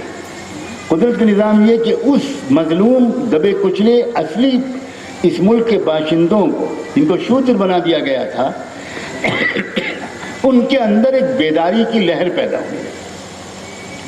ان کو کچھ شخصیتیں ایسی مل گئیں کہ جنہوں نے تعلیم حاصل کی، مطالعہ کیا، غور کیا، اور ان کو یہ لگا کہ ہماری ساری مصیبت اس وجہ سے ہے کہ ہم اپنے پرانے راستے سے ہٹ گئے اور ہم نے ان لوگوں کا مذہب قبول کر لیا، ڈر کے مارے کیا ہو یا لالچ میں آ کر کیا ہو۔ ان کے اندر کچھ تحریکیں شروع ہوئی۔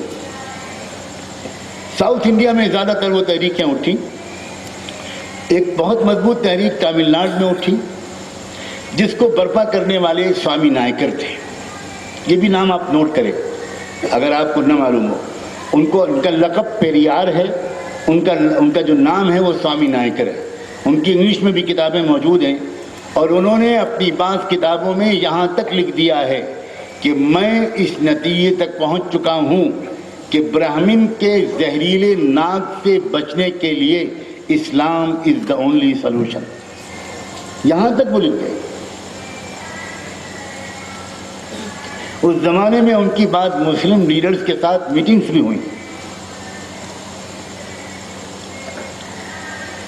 بہرحال قسمت میں شاید ایمان کا اعلان اور اظہار نہیں تھا، جس حال میں وہ دنیا سے گئے ہمیں نہیں معلوم۔ لیکن بہرحال یہ جو تامل ناڈو میں پارٹیاں ہیں، ڈی ایم کے اور اے ڈی ایم کے، یہ دونوں پارٹیاں اسی پسماندہ گروہوں کی ہیں، مگر دیکھو چال برہمن کی، کیا دماغ ہے برہمن۔ پوری تحریک ڈی ایم کے کی جو ہے اور اے ڈی ایم کے کی جو ہے، یہ دراصل جو ڈراویڈین قوم ہے اسی کی وجہ سے اس کو ڈی ایم کے کہا گیا۔ منا کاشغم، یہ تامل ناڈو کا تامل زبان میں ہے، ڈراویڈین منا کاشغم، ڈی ایم کے۔ تو یہ جو ڈی ہے، یہ ڈی فار ڈراویڈین سے، یعنی یہی پسماندہ دبے کچلے لوگ۔ اب آپ سوچو ان کی پوری تحریک برپا کی ہوئی سوامی نائکر کی۔ رامائن کے 1,00,000 نسخے مدراس کے چوراہوں پر سوامی نائکر نے جلوائے تھے۔ اتنی سخت نفرت تھی اس کو اس برہمن واد سے۔ لیکن پھر کیا ہوا، اسی تحریک میں گھس گئے برہمنز۔ یہ بہت شاندار ترکیب ہے برہمنز اپنے خلاف چلنے والی ہر تحریک میں ڈرائیونگ سیٹ پر بیٹھ جاتے ہیں۔ اس کے بڑے ماہر ہیں۔ کیا بتاؤں اپنے لوگوں کو، کہتے ہیں کہ یہاں پڑھے لکھے لوگ جمع ہیں، میرے لیے ماننا ذرا آسان نہیں۔ پینٹ شرٹ پہننے کو پڑھنا لکھنا نہیں کہتے، اگرچہ بھارت میں پڑھا لکھا ہونے کے لیے اتنا کافی ہے کہ آپ پینٹ شرٹ پہن لیں، لوگ مانیں گے کہ آپ پڑھے لکھے آتے ہیں۔ سبحان اللہ۔ ایک قصہ سناؤں ایک نوجوان کا، تھوڑا آپ ہنس بھی لیجئے۔ ریلوے اسٹیشن پر، لکھنؤ کے ریلوے اسٹیشن پر 1946 کا یہ سچا واقعہ ہے۔ ایک کافی کے چائے کے اسٹال پر ایک انگریز کھڑا ہوا کافی پی رہا تھا، اور بغل میں کوئی بھارت کا پڑھا لکھا نوجوان بھی تھا۔ اس نے دیکھا کہ گورے صاحب کی کافی کے مگ میں برف کا ٹکڑا پڑا ہوا، وہ غلطی سے گر گیا، تو اس نے سوچا کہ فیشن بدل گیا ہے، اب شاید فیشن کافی میں برف ڈال کے پینا ہے، تو اس نے اپنا مگ بڑھایا اور کہا بھائی صاحب ایک برف کا ٹکڑا اس میں بھی ڈال دیں۔ ہماری قوم کے نوجوان اس ذہنیت کے نوجوان تبدیلی لائیں، جن کو کوئی اپنا سلیکشن ہی نہیں ہے، اپنا کوئی چوائس ہی نہیں ہے۔ ہم مہاراشٹر میں بیٹھے ہیں، بامبے ہائی کورٹ کے وکیلوں نے بامبے ہائی کورٹ کے چیف جسٹس کی عدالت میں درخواست پیش کی، یہاں بہت سے وکلا بھی بیٹھے ہوئے، چیف جسٹس کی بینچ میں انہوں نے درخواست دی کہ حضور بامبے میں گرمی بڑھ گئی ہے، ہیومیڈیٹی بہت بڑھ گئی ہے، یہ کالا کوٹ پہننا ہمارے لیے مصیبت ہے، ہمارے بدن میں دانے نکل آتے ہیں، روز آدھا گھنٹہ ہماری وائف کو پاؤڈر چھڑکنا پڑتا ہے، پلیز یہ کالا کوٹ ختم کر دیجیے۔ بامبے ہائی کورٹ کے غلام چیف جسٹس کو یہ ہمت نہیں ہوئی کہ وہ اس اپلیکیشن کا کوئی جواب دے، اس نے سپریم کورٹ کو ریفر کر دیا کہ سپریم کورٹ والے اس پر فیصلہ کریں گے۔ سپریم کورٹ والے لال بجھکڑ بیٹھے اور انہوں نے بہت چنن منتھن کر کے اس پر فیصلہ کیا کہ ہاں جون جولائی اور اگست میں گرے کلر کا کوٹ پہن سکتے ہیں۔ ارے غلاموں کی اولاد، یہ کوٹ وکیلوں کا، بلیک کوٹ برطانیہ کے وکیلوں کا ڈریس تھا بھائی، جہاں ہمیشہ سردی رہتی ہے، وہاں کالا کوٹ وہاں کے موسم کے لحاظ سے تھا، مگر چونکہ گورا صاحب کالا کوٹ پہنتا ہے لہذا ہندی غلام بھی تو کالے ہی کوٹ پہنے گا۔ یہ ہمارے پڑھے لکھے لوگوں کا طرز فکر ہے۔ اللہ نے ہم مدرسے و خانقاہ والوں کو الحمدللہ 100% آزاد پیدا کیا ہے۔ ہمیں یہ پرواہ نہیں ہے کہ فلاں صاحب کیا لباس پہنتے ہیں، ہم جانتے ہیں کہ ہمارے ملک کے موسم کے لحاظ سے، ہمارے جغرافیے کے لحاظ سے، ہمارے ملک کے کلائمیٹ کے لحاظ سے، ہمارے ملک کی غذاؤں کے لحاظ سے، ہمارے ملک کے میڈیکل اور سائنٹیفک تقاضوں کے لحاظ سے، اور ہماری شرافت اور حیا کے لحاظ سے کون سا لباس مناسب ہے۔ آپ وہ پہنو جو آپ کے ملک میں اچھا لگتا ہے، ہم وہ پہنیں گے جو ہم کو اچھا لگتا ہے، ہم نقلچی بندر نہیں ہیں۔ ہمارے نوجوانوں، کسی فلم میں دیکھ لیا ایکٹر یا ایکٹریس کا ناخن بڑا ہوا تھا، جناب نے بھی اپنا ناخن بڑھا لیا۔ ارے بابا تحقیق کرو، ہو سکتا ہے اس کا نیل کٹر کھو گیا ہو۔ بساول سے چندہ کر کے ایک نیل کٹر خرید کے بھیج دو اس ایکٹریس کو، اپنا ناخن کیوں بڑھا رہے ہو بھائی؟ اس کا ناخن بڑھے گا تو ہمارا بھی ناخن بڑھے گا، اس کے کالر بڑے ہو گئے تو ہمارے نوجوانوں کے بھی کالر بڑے ہو گئے، اس کا پینٹ ٹائٹ ہو گئی تو ہمارے نوجوان بھی ایسا لگنے لگا جیسے کرائے کی پینٹ لے کر آئے۔ کیا طریقہ ہے؟ یہ سب ذہنی غلامی ہے۔ جب ان لوگوں نے دیکھا کہ یہ صورتحال ہے تو انہوں نے پلان کیا، اور پلان یہ کیا انہوں نے، ان کے اندر تحریکیں اٹھی۔ میں اس بات کو مکمل کر لوں، پیریار کے بعد وہ تحریک کا سینٹر آپ کے مہاراشٹر میں منتقل ہو گیا۔ آپ کو یہ بات جاننی چاہیے کہ بھارت میں برہمنیکل سوشل آرڈر کو ایک طاقتور نظام تک پہنچانے کا مرکز بھی مہاراشٹر رہا ہے۔ سارورکر مہاراشٹر کا تھا، گرو گولوالکر مہاراشٹر کا تھا، RSS کا بانی ہیڈگوار مہاراشٹر کا تھا، اور اس برہمنی تسلط کے خلاف جو مظلوم طبقے کی احتجاجی تحریکیں اٹھی، اصلاحی تحریکیں اٹھی، ان کا مرکز بھی مہاراشٹر ہے۔ سوامی نائکر کے بعد سے، مہاتما جیوتی با پھولے کے زمانے سے اور اب ڈاکٹر امبیڈکر کے زمانے سے ان کا مرکز مہاراشٹر ہے۔ خیر، تو انہوں نے پھر یہ کیا کہ بھئی آپ ایجنڈے کو بدلو، اس لیے کہ ان تحریکوں میں خاص طور پر ڈاکٹر امبیڈکر کے دور تک پہنچتے پہنچتے ایک اس میں کامیابی مل گئی کہ وہ اس مسئلے کو ایک نیشنل اور انٹرنیشنل ایجنڈے پر اوپر لے آئے. اس میں ان کو کامیابی ملی. انہوں نے بہت محنت کی. دیکھو انصاف کی بات کرنی چاہیے. دنیا میں کسی کو کوئی مقام ملتا ہے تو محنت کے بغیر نہیں ملتا. وہ ہمارے دشمن ہوں، ہمارے دوست ہوں، غیر جانبدار ہوں، محنت کرنی پڑتی ہے کامیابی کے لیے. دن رات محنت کرنی پڑتی ہے. بہت کم سونا، بہت کم کھانا، بہت کم دنیا کے فضول مشغلوں میں وقت کھپانا، وہی لوگ جو اتنا سخت محنت کرتے ہیں وہ کچھ کر پاتے ہیں. وہ چاہے حق کی طرف ہوں چاہے باطل کی طرف ہوں، محنت کیے بغیر کچھ نہیں ہوتا. میں یقین سے کہہ سکتا ہوں کہ پچھلے زمانے میں 20ویں صدی میں، 19ویں صدی کے آخر میں اور 20ویں صدی کے شروع میں ہمارے اس ملک میں نہیں بلکہ دنیا میں جو چند بہت محنتی لوگ پیدا ہوئے. ہمارے اکابر کی تو ایک لمبی فہرست ہے، ہمارے بزرگوں کی ایک لمبی فہرست ہے، بہت لمبی سخت محنت کرنے والے. ان کا تو میں تذکرہ ہی اس وقت نہیں کروں گا. میں تو تذکرہ کر رہا ہوں ان لوگوں کا کہ جنہوں نے دوسری قوموں میں جو پیدا ہوئے اور انہوں نے سخت محنت کی. ان سخت محنت کرنے والوں میں بلا مبالغہ ایک شخص ڈاکٹر امبیڈکر تھا. اب جب وہ اس ایجنڈے کو اوپر لانے میں کامیاب ہو گئے اور یہ بہت اوپر چلا گیا اور دنیا بھر میں گویا ایک طرح سے یہ راز فاش ہو گیا اور لوگ سمجھ گئے کہ اس ملک کے اصل عوام تو کچھ اور تھے.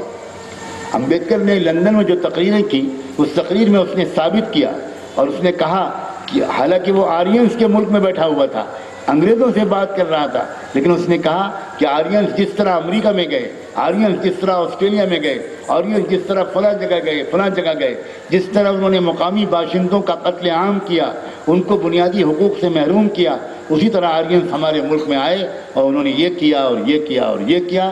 ہم لوگ آرینز نہیں ہیں، ہم اوریجنلی انڈین باشندے ہیں، ہم ڈریوڈینز ہیں، ہم اصل میں بھارت کے لوگ ہیں. اور اس نے علامات بتائیں. آپ اچھی طرح دیکھ لیں ہمارا کلر کیا ہوتا ہے، ہمارا دماغ کی جو صلاحیت ہے وہ کیا ہوتی ہے، وغیرہ وغیرہ. بہرحال ان دلیلوں کو سن کر وہ لوگ جب مطمئن ہو گئے اور ایک فیصلہ ہوا تو اس کے بعد یہاں کی برہمن قیادت کو یہ انداز ڈر لگا کہ اگر ہم نے فوراً اس ملک کے ایجنڈے کو نہ بدلا اور ہندو مسلم مسئلے کو ایک کریٹ کر کے سامنے نہ لے آئے. یہ مسئلہ تھا ہی نہیں ہمارے ملک میں ہندو مسلم. آپ تو بار بار سنتے ہیں کہ اورنگزیب کے سپہ سالار ہندو تھا، غیر مسلم تھا. آپ بار بار سنتے ہیں کہ شیواجی کا فوج میں کون کون لوگ تھے. آپ بار بار یہ بات جانتے ہیں اس ملک میں ہندو مسلم مسئلہ تھا ہی نہیں لیکن اس کو پیدا کیا گیا. تاریخ کی کتابیں انگریزوں نے ایسی لکھی، شروعات وہیں سے ہوئی. فورٹ ولیم کالج کلکتے کو جہاں کے نصاب تعلیم کے لکھنے کے لیے مشہور رائٹرز بٹھائے گئے، انگریزوں نے ان کو بہت سہولتیں فراہم کی. وہاں جو تاریخ مرتب کی گئی اس تاریخ میں جھوٹی تاریخ لکھ کر ہندوؤں اور مسلمانوں کو کے نام پر ایک دوسرے سے نفرت پیدا کی گئی. اور جن کو وہ ہندو کہہ رہے تھے وہ یہی لوگ تھے، یہی کروڑوں لوگ تھے جن کو وہ کبھی بھی ہندو ماننے پر تیار نہیں تھے، لیکن مسلمانوں سے لڑانے کے لیے ان کو ہندو تسلیم کرنا پڑا. وہ تحریک چلتے چلتے چلتے آئی، پھر ملک میں ایک عجیب فضا بنی. میں آپ کو اب آخر میں یہ بتانا چاہتا ہوں کہ جو صورتحال اس وقت ہے اس کو سمجھیے. اگر ہم صرف ماضی کی بات کرتے رہیں گے وقت پورا ہو جائے گا تو بات ادھوری رہ جائے گی. اچھی طرح سمجھ لیجئے کہ اس ملک میں اس مظلوم اور دبے کچلے طبقے اور دوسری اقلیتوں اور دوسری غیر مسلم، دوسری مذہبی اور سماجی اور تہذیبی اکائیوں کے اندر بھی ایک بے چینی پیدا ہو رہی ہے. وہ بے چینی عام طور پر لوگوں کے علم میں اس لیے نہیں آتی کہ میڈیا اس کو چھپاتا ہے. وہ یہ دکھاتا ہے کہ خالی مسلمان بے چین ہیں اور دوسرے لوگ بے چین نہیں ہیں. لیکن کبھی کبھی پانی اتنا سر سے اونچا ہو جاتا ہے کہ میڈیا ان لوگوں کی بے چینی کو بھی نہیں چھپا پاتا. جیسے ابھی آج کل پچھلے 15 20 25 دن میں ہو رہا ہے کہ جو لیٹسٹ حالات ملک میں آئے اس کے بعد دیکھیے روزانہ 2 4 5 رائٹرز، مصنفین اور ادیب ساہتیہ اکیڈمی کے ایوارڈز کو واپس کر رہے ہیں اور کھل کر اظہار کر رہے ہیں اس بات کا. یہ 2 4 5 10 20 50 لوگ نہیں ہیں، ایسے اس ملک میں لاکھوں لوگ ہیں، لاکھوں لوگ ہیں. آخر وہ وکیل، بامبے کی وہ وکیل جس نے اس راز کو فاش کیا کہ مالیگاؤں بم بلاسٹ کے کیس میں مجھ کو حکم دیا گیا NIA کی طرف سے کہ میں گو سلو کروں اور میں ایسے انداز سے کیس کو پیش کروں کہ مالیگاؤں بم بلاسٹ کے اصلی ملزمین کو سزا نہ ہو اور جھوٹے ملزمین گرفتار ہو جائیں. وہ بھی تو ایک کرسچن ہے, وہ بھی تو ایک نان مسلم ہے. وہ گجرات کے مفتی عبدالقیوم صاحب اور ان کے ساتھی جو 11 سال جیل میں رہے اور جن کو پھانسی کی سزا سنائی گجرات کے ہائی سیشن ڈسٹرکٹ کورٹ نے, پھر ہائی کورٹ نے اس کو کنفرم کیا, پھر وہ پھانسی کی کوٹری میں رہے وہ 6-7 سال اور سپریم کورٹ تک وہ کیس پہنچا. سپریم کورٹ میں جس وکیل نے ان مفتی صاحبان کی, ان علماء کی مقدمے کی پیروی کی, ان میں ایک بھی مسلمان نہیں تھا, وہ سب نان مسلم لوگ تھے. ان میں ایک تلسی تھے سردار, سکھ بڑے رہنما بھی ہیں, وہ ان کو ابھی راجیہ سبھا کا MP بنایا گیا ہے اور مجھے ڈر ہے کہ راجیہ سبھا کا MP بنا کر ان کو جال میں پھنسانے کی شاید کوشش کی گئی ہے, چارہ ڈالا جاتا ہے, لوگوں کو خریدا جاتا ہے. وہ تلسی نے جان توڑ محنت کی اور سپریم کورٹ میں جس طرح اس کیس کو پیش کیا تو سچائی سامنے آ گئی. وہ بھی تو نان مسلم ہے. اور جن 2 ججوں نے وہ تاریخ ساز فیصلہ کیا اس میں صاف صاف انہوں نے یہ بات لکھی کہ 100% جھوٹی ہے گجرات کی حکومت, غلط پھنسایا گیا ہے ان لوگوں کو, کوئی ایک بھی ثبوت نہیں ہے. اور یہ بالکل صاف طور پر گجرات کی حکومت نے ایک بہت بڑی زیادتی کی ہے. سپریم کورٹ کے ان ججوں نے یہاں تک لکھ دیا کہ ہم نے اس کیس میں فیکٹس کے اندر ہم کہیں, یہاں بیٹھے وہ وکیل سمجھیں گے کہ سپریم کورٹ کسی کیس کے فیکٹس میں نہیں جایا کرتا. ہر کیس کے دو کوئی ایسپیکٹ ہوتے ہیں, ایک ہوتے ہیں فیکٹس اور ایک ہوتا ہے لیگل, اس کے جو پوائنٹس ہیں, جو لیگل آرگومنٹ ہے. سپریم کورٹ فیکٹس میں نہیں جایا کرتا, فیکٹس تک جانے کا اختیار ہائی کورٹ کو ہوتا ہے, یہ اس کی ذمہ داری ہے. سپریم کورٹ فیکٹس میں نہیں جاتا. لیکن سپریم کورٹ کے ان ججوں نے اس فیصلے کے شروع میں لکھا ہے کہ ہم نے جب فیصلے کی, ہم مقدمے کی تفصیلی سماعت کی اور ہم نے ساری باتوں پر غور کیا تو ہمیں لگا کہ ہم کو فیکٹس میں جانا پڑے گا. اور یہ بھی آگے لکھا کہ اگر ملک میں کھلم کھلا انسانی حقوق کی اسی طرح خلاف ورزی پولیس اور حکومت کی طرف سے ہوتی رہی تو سپریم کورٹ ہاتھ پہ ہاتھ دھر کے نہیں بیٹھے گا. اور پھر 400-450 صفحے کا فیصلہ لکھ کر ان سب کو باعزت بری کیا. وہ بھی تو نان مسلم ہیں. تو ایسے لوگ ملک میں بہت بڑی تعداد میں, اور ان کو میڈیا سامنے لاتا نہیں عام طور پر.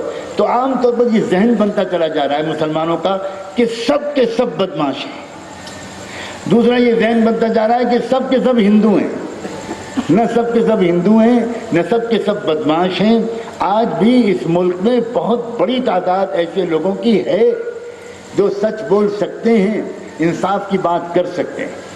اب آخر میں آپ سے کہتا ہوں یہ وہ پوائنٹ ہے کہ اس پوائنٹ پر آ کر میں کس طرح اللہ کا شکر ادا کروں, کس طرح اپنے بزرگوں کا شکریہ ادا کروں, کس طرح آپ کو بتاؤں کہ آل انڈیا مسلم پرسنل بورڈ کی اس ویژنری اور فراست اور بصیرت رکھنے والی اس لیڈرشپ کی قدر کریں, اس کو اپنی فل سپورٹ دیں, moral support, financial support, professional support, ہر طرح کی سپورٹ دیں.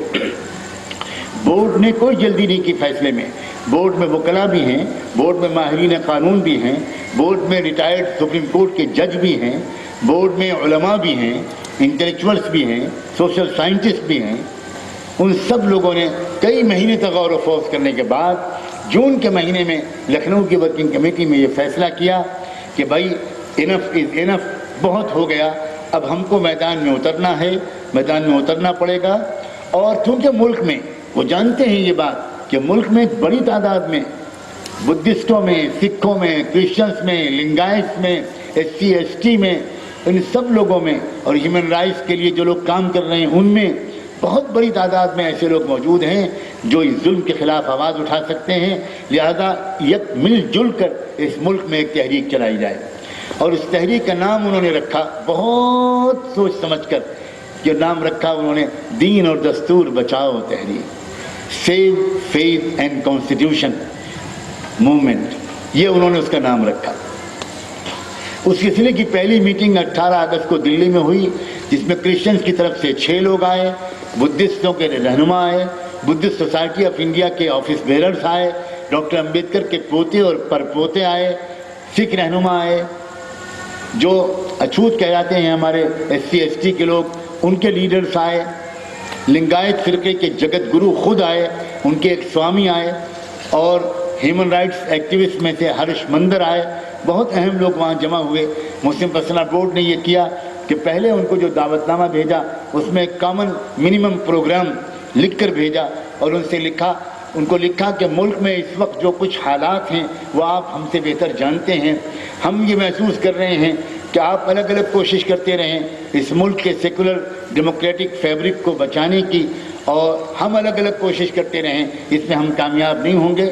ہم سب کو مل جل کر یہ کوشش کرنی چاہیے، ہم اپنے مذہب و تہذیب کو بچائیں، ہم اپنی نسلوں کے ایمان کو بچائیں، آپ اپنے مذہب و تہذیب کو بچائیں، اور ہم سب مل جل کر ملک کے اس دستور کو بچائیں جس دستور میں شروع میں لکھ دیا گیا تھا کہ اس کی بنیادی خصوصیات یہ ہوں گی، سیکولرزم ہوگا، ایکولیٹی ہوگی، فریٹرنیٹی ہوگی، جسٹس ہوگا، یہ ہوگا اور وہ ہوگا۔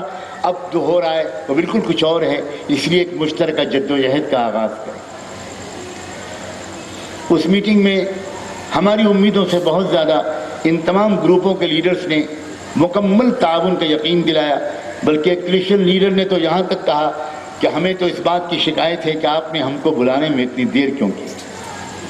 انہوں نے یہ بھی کہا کہ آپ ہمارے بڑے بھائی کی حیثیت رکھتے ہیں، آپ لارجسٹ مائنورٹی ہیں انڈیا میں، سب سے بڑی اقلیت ہیں، آپ نے ہم کو پہلے یاد کیا ہوتا تو اور بہتر تھا۔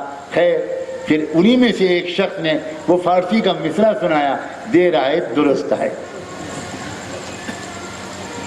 اور پھر یہ کہا کہ چلیں کوئی بات نہیں، اب ہم شروع کرتے ہیں۔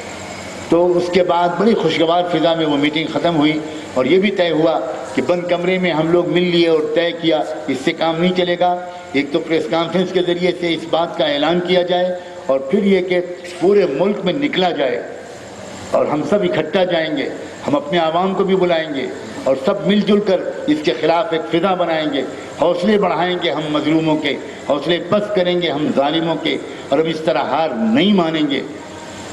یہ طے ہوا۔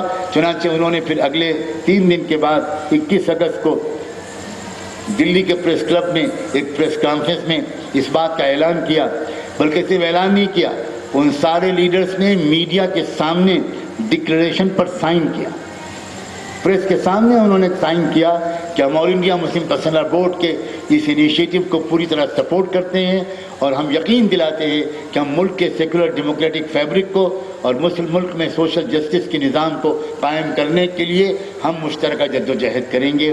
اب میں وہاں پر اپنی بات کو لاتا ہوں جہاں سے میں نے شروع کیا تھا۔ ہم مسلمانوں کا کام اس ملک میں انصاف کو قائم کرنا تھا، صرف اس ملک میں نہیں، زمین میں جہاں رہیں وہاں انصاف کا نظام قائم ہے، صرف ہمارے ساتھ انصاف ہو، صرف ہمارے ساتھ ناانصافی نہ ہو، یہ ہرگز مسلمان کی سوچ نہیں ہوتی، ہرگز نہیں۔ مسلمان کی سوچ یہ ہوتی ہے کہ ساری دنیا کے انسانوں کو انصاف ملے۔ میں اب آپ سے آخر میں یہ کہنا چاہتا ہوں، یہ ایک تاریخی موقع بھارت کے مسلمانوں کو اور بھارت کے دوسرے مظلوموں کو ملا ہے۔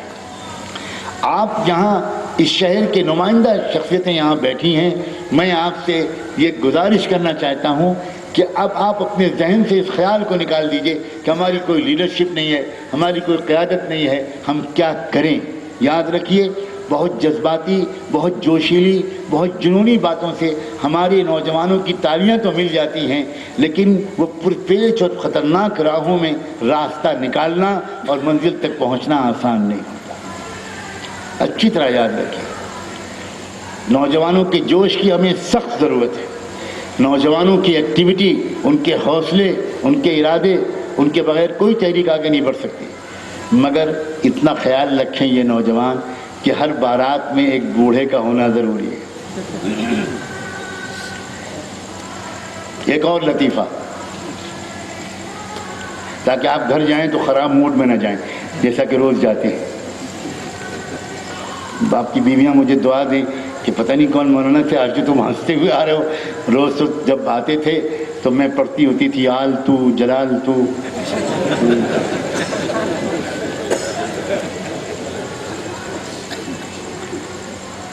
ایک نوجوان کا رشتہ ایک شہزادی کے ساتھ پکا ہو گیا، کبھی کبھی اندھے کے ہاتھ بھی بٹیر لگ جاتے، قسمت نے یاوری کی اور اس کا رشتہ ایک بادشاہ کی بیٹی کے ساتھ، ایک شہزادی کے ساتھ ہو۔ بڑے خوش تھے سب لوگ۔ اب جب نکاح کی تقریبات کی تفصیلات طے ہونے لگیں تو آئی مصیبت۔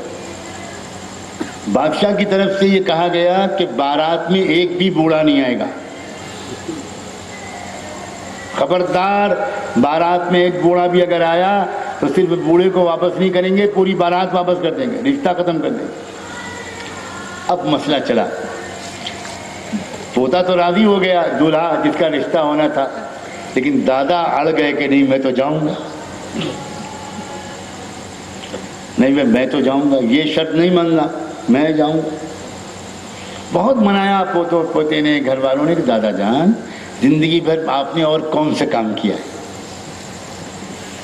یہی آپ کا مشغلہ رہا ہے، تو ایک دعوت مس کر دیجئے، کوئی جماعت ذکر میں بھی تو بیٹھنی چاہیے، اس لیے آپ بیٹھیے، دعا کیجئے، ہم لوگ جاتے ہیں۔ لیکن دادا بھی ماشاءاللہ دادا تھے، ہو سکتا ہے خاندیش کے ہوں، دادا کو اصرار ہوا کہ نہیں میں تو جاؤں گا، میں تو جاؤں گا، کچھ بھی ہو میں جاؤں گا، اور تم مان لو میری بات، مجھے لے چلو۔ لڑکوں نے کہا کہ دادا کیا کریں، بادشاہ کا معاملہ ہے۔ تو دادا نے کہا بات سنو، ایک ترکیب بتاتا ہوں، دیکھو بارات جائے گی تو سیدھی سادھی تو نہیں جائے گی وہابیوں کی طرح، تم تو مسلمان ہو نا، تو بڑی سی ڈھولک لے کر جاؤ گے خوب ڈھول بجاتے ہوئے، تو ایک ڈھولک ذرا اور بڑی سی بنا لینا، میں تو ویسے بھی بڑھاپے کی وجہ سے بقدر ضرورت ہو گیا ہوں، مختصر سا، مجھے اس ڈھولک میں بٹھا لینا، کسی کو پتہ نہیں چلے گا کہ اس میں کوئی بڑے میاں ہیں، اور بجاتے ہوئے چلے جانا۔ ہاں ہاں یہ ٹھیک ہے، بس راضی ہو گئے، ڈھولک بنوا لی گئی، دادا کو بٹھا لیا گیا اور بجاتے ہوئے پہنچ بھی گئے، نکاح بھی ہو گیا۔ اب کھانے کی میز پر بیٹھے تو نئی مصیبت آئی، بادشاہ کے افسران نے اعلان کیا سارے باراتی حضرات اپنے اپنی آستینیں چڑھا لیں اور اپنے ہاتھ سیدھے کر لیں۔ کیوں بھائی؟ ان کا بھائی ہمارے یہاں رسم ہے کہ ہر باراتی کے ہاتھ میں ایک لکڑی باندھ دی جاتی ہے کوہنی سے اور ہاتھ کی انگلیوں تک۔ اب سب کی لکڑی بن گئی، اب آئی مصیبت کی جب لکڑی بن گئی تو کھائیں کیسے، ہاتھ ہی نہیں مڑتا۔ تب یاد آیا کہ اب دادا کام آئیں گے، پہنچے ڈھولک کے پاس اور بجاتے بجاتے چپکے سے پوچھا کہ پھنس گئے دادا، مصیبت میں آ گئے، بتاؤ کیا کریں، سب کی لکڑیاں بندھی ہوئی ہیں، کھائیں کیسے؟ تو اندر سے دادا بولے تم میں سے ہر آدمی اپنے سامنے والے کو کھلائے۔ اب جیسے ہی سب نے سامنے والوں کو کھلانا شروع کیا تو شور مچا افسران کی طرف سے، ٹھہرو ٹھہرو رکو، تم میں کوئی بوڑھا ضرور ہے، تم میں کوئی بوڑھا ضرور ہے، کوئی نہ کوئی بوڑھا تمہارے درمیان ضرور ہے، یہ تمہارے نوجوانوں کی عقل میں نہیں آ سکتا تھا۔ کاش کہ امت مسلمہ اور مسلمانان ہند کے نوجوان یہ تسلیم کریں کہ ان کا جوش، ان کی انرجی، ان کی طاقت اور ان کے جذبات کی سخت ضرورت ہے، مگر وہ یہ بھی تسلیم کریں کہ ان کو اپنے بزرگوں کی قیادت کی ضرورت ہے، اور بزرگ بھی یہ جانیں کہ بزرگوں کو بھی اچھی طرح اللہ تعالیٰ سمجھا دے کہ نوجوانوں کے جوش کے بغیر بزرگوں کے تجربے کام نہیں آئیں گے۔ ہمیں دونوں کی ضرورت ہے۔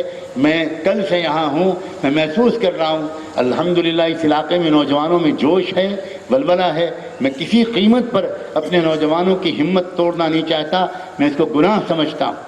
ہمیں ان نوجوانوں کو ہم دیکھنے کے لیے ترس رہے ہیں جن کے اندر جوش ہو اور جو سماجی انصاف قائم کرنے کے لیے اپنی توانائی اور انرجی کو استعمال کریں، مگر اے عزیز نوجوانوں اس بات کا خیال رکھنا کہ جب تک ایک انفارم تحریک نہیں چلے گی، ایک باخبر انداز سے ہم اپنے ملک میں ایک انصاف کا نظام قائم نہیں کریں گے، کوئی کوشش نہیں کریں گے، تو خالی جوش جذباتی قسم کی باتوں سے بسا اوقات فائدہ کم اور نقصان زیادہ پہنچتا ہے۔ اس بات کا خیال رکھنا، اور اب کیا کرنا ہے وہ پوری گفتگو میں بالکل واضح طور پر آ گیا کہ اکیلے مسلمان اپنے اکیلے مسئلے کو لے کر آگے بڑھیں گے تو ان کی دشواریاں ہوں گی۔ ملک میں ایسی فضا بنتی چلی جا رہی ہے اور ہم دن رات اس فضا کو بنانے کی اپنی حقیر سی کوشش کر رہے ہیں کہ سارے مظلوم اکٹھا ہوں اور وہ مظلوم اکٹھا مل جل کر اس ملک میں ایک انصاف کا جدوجہد چھیڑے تاکہ اس کو ہندو مسلم رخ نہ دیا جا سکے۔ لوگ اس بات کو سمجھ رہے ہیں، ہمارے لوگ تو بے خبر ہیں لیکن وہ لوگ بہت باخبر ہیں، ان کے پاس انٹیلیجنس کے بہت ذرائع ہیں، ان کو اچھی طرح خبر ہے کہ یہ سب ایک ہونے جا رہے ہیں، اس لیے وہ ایک ہونے سے روکنے کے لیے یہاں اس کو مارنا، یہاں گائے کا گوشت کہ جرم میں اس کو مار ڈالنا، اس کو ذبح کر دینا، اس کو زخمی کر دینا۔ آج ہی رات، گزشتہ رات بامبے میں پھر ایک مرتبہ ایک نوجوان کو پولیس نے پچھلے 3 گھنٹے بری طرح مارا ہے، اس کا ہاتھ ٹوٹ گیا، اس کے پھنسے پیر تک متعدد زخم آئے، وہ اس وقت بامبے کے بھابھا اسپتال میں وہ نوجوان داخل ہے۔ یہ سب روز آئے دن ہوتا رہے گا، اس لیے ہوتا رہے گا کہ مسلمان غصے میں آئے اور مسئلے کو ہندو مسلم بنا دے۔ ہمیں یہ کرنا ہے کہ ایسے موقع پر ان تمام گروہ جن کے میں نے تذکرہ کیا ان کو ضرور اپنے ساتھ شامل کرنا ہے، ان کو آگے بڑھا دینا ہے۔ ہمیں کسی قیمت پر ناانصافی کو روکنا نہیں ہے، ناانصافی کو برداشت نہیں کرنا، لیکن ناانصافی کے خلاف لڑائی عقل مندی سے لڑنا ہے۔ اور آخر میں بس اتنا سن لیجئے کہ یہ جو سیاست ہے یہ شطرنج کا ایک کھیل ہے، یہ چیس کا گیم ہے۔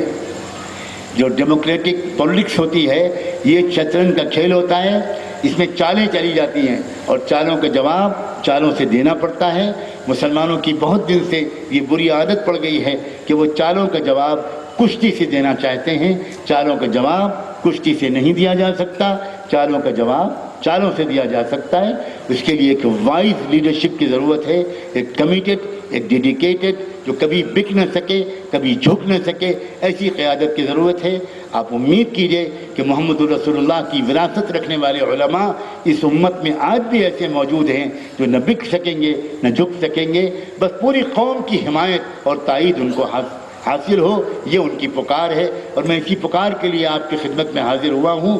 اب آپ کیسے سپورٹ کریں مجھے یہ بیان بتا دینا چاہیے۔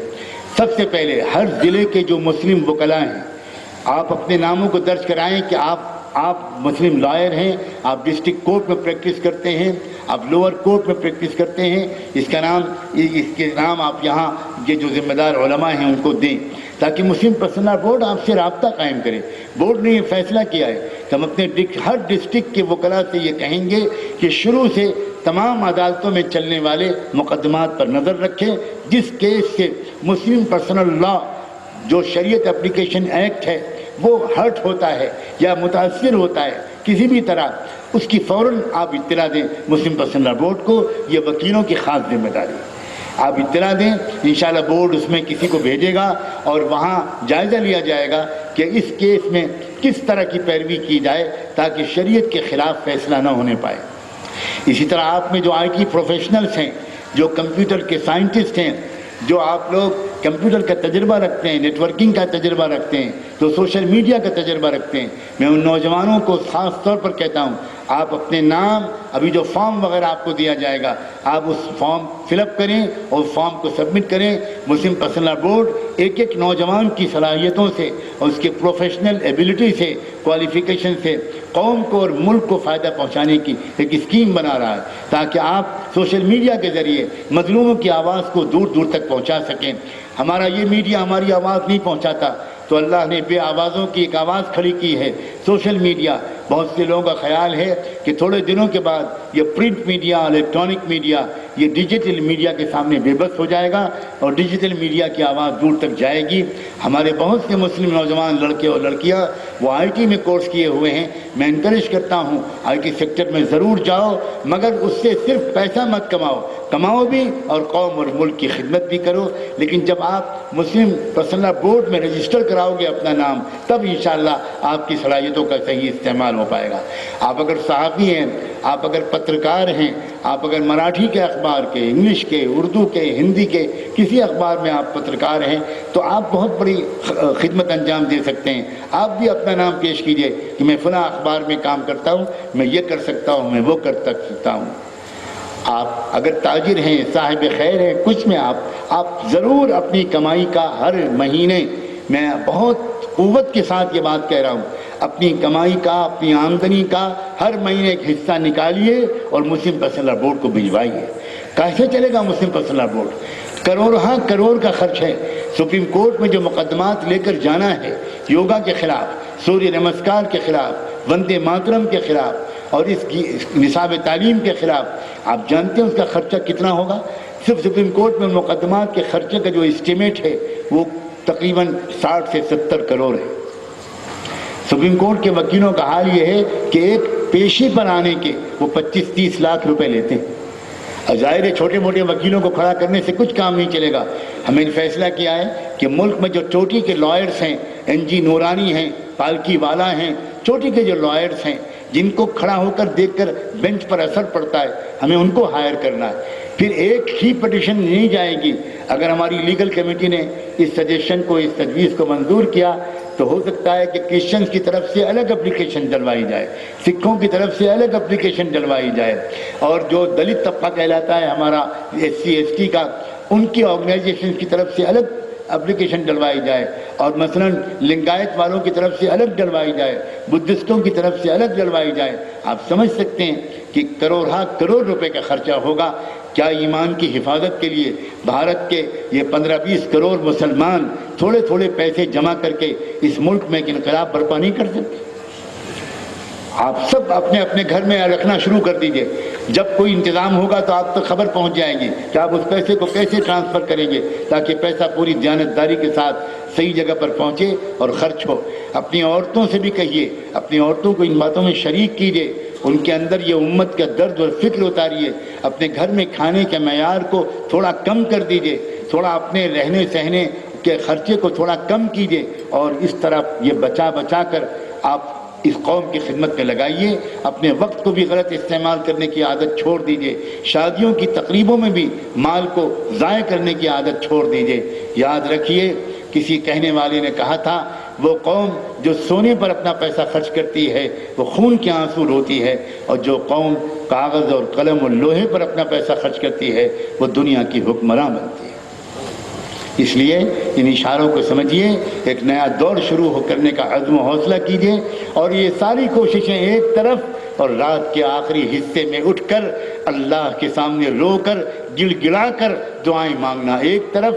اللہ کی مدد سے ہوگا جو کچھ ہوگا، اور اللہ کی مدد گناہوں کے ساتھ نہیں ہو سکتی، ہرگز نہیں ہو سکتی.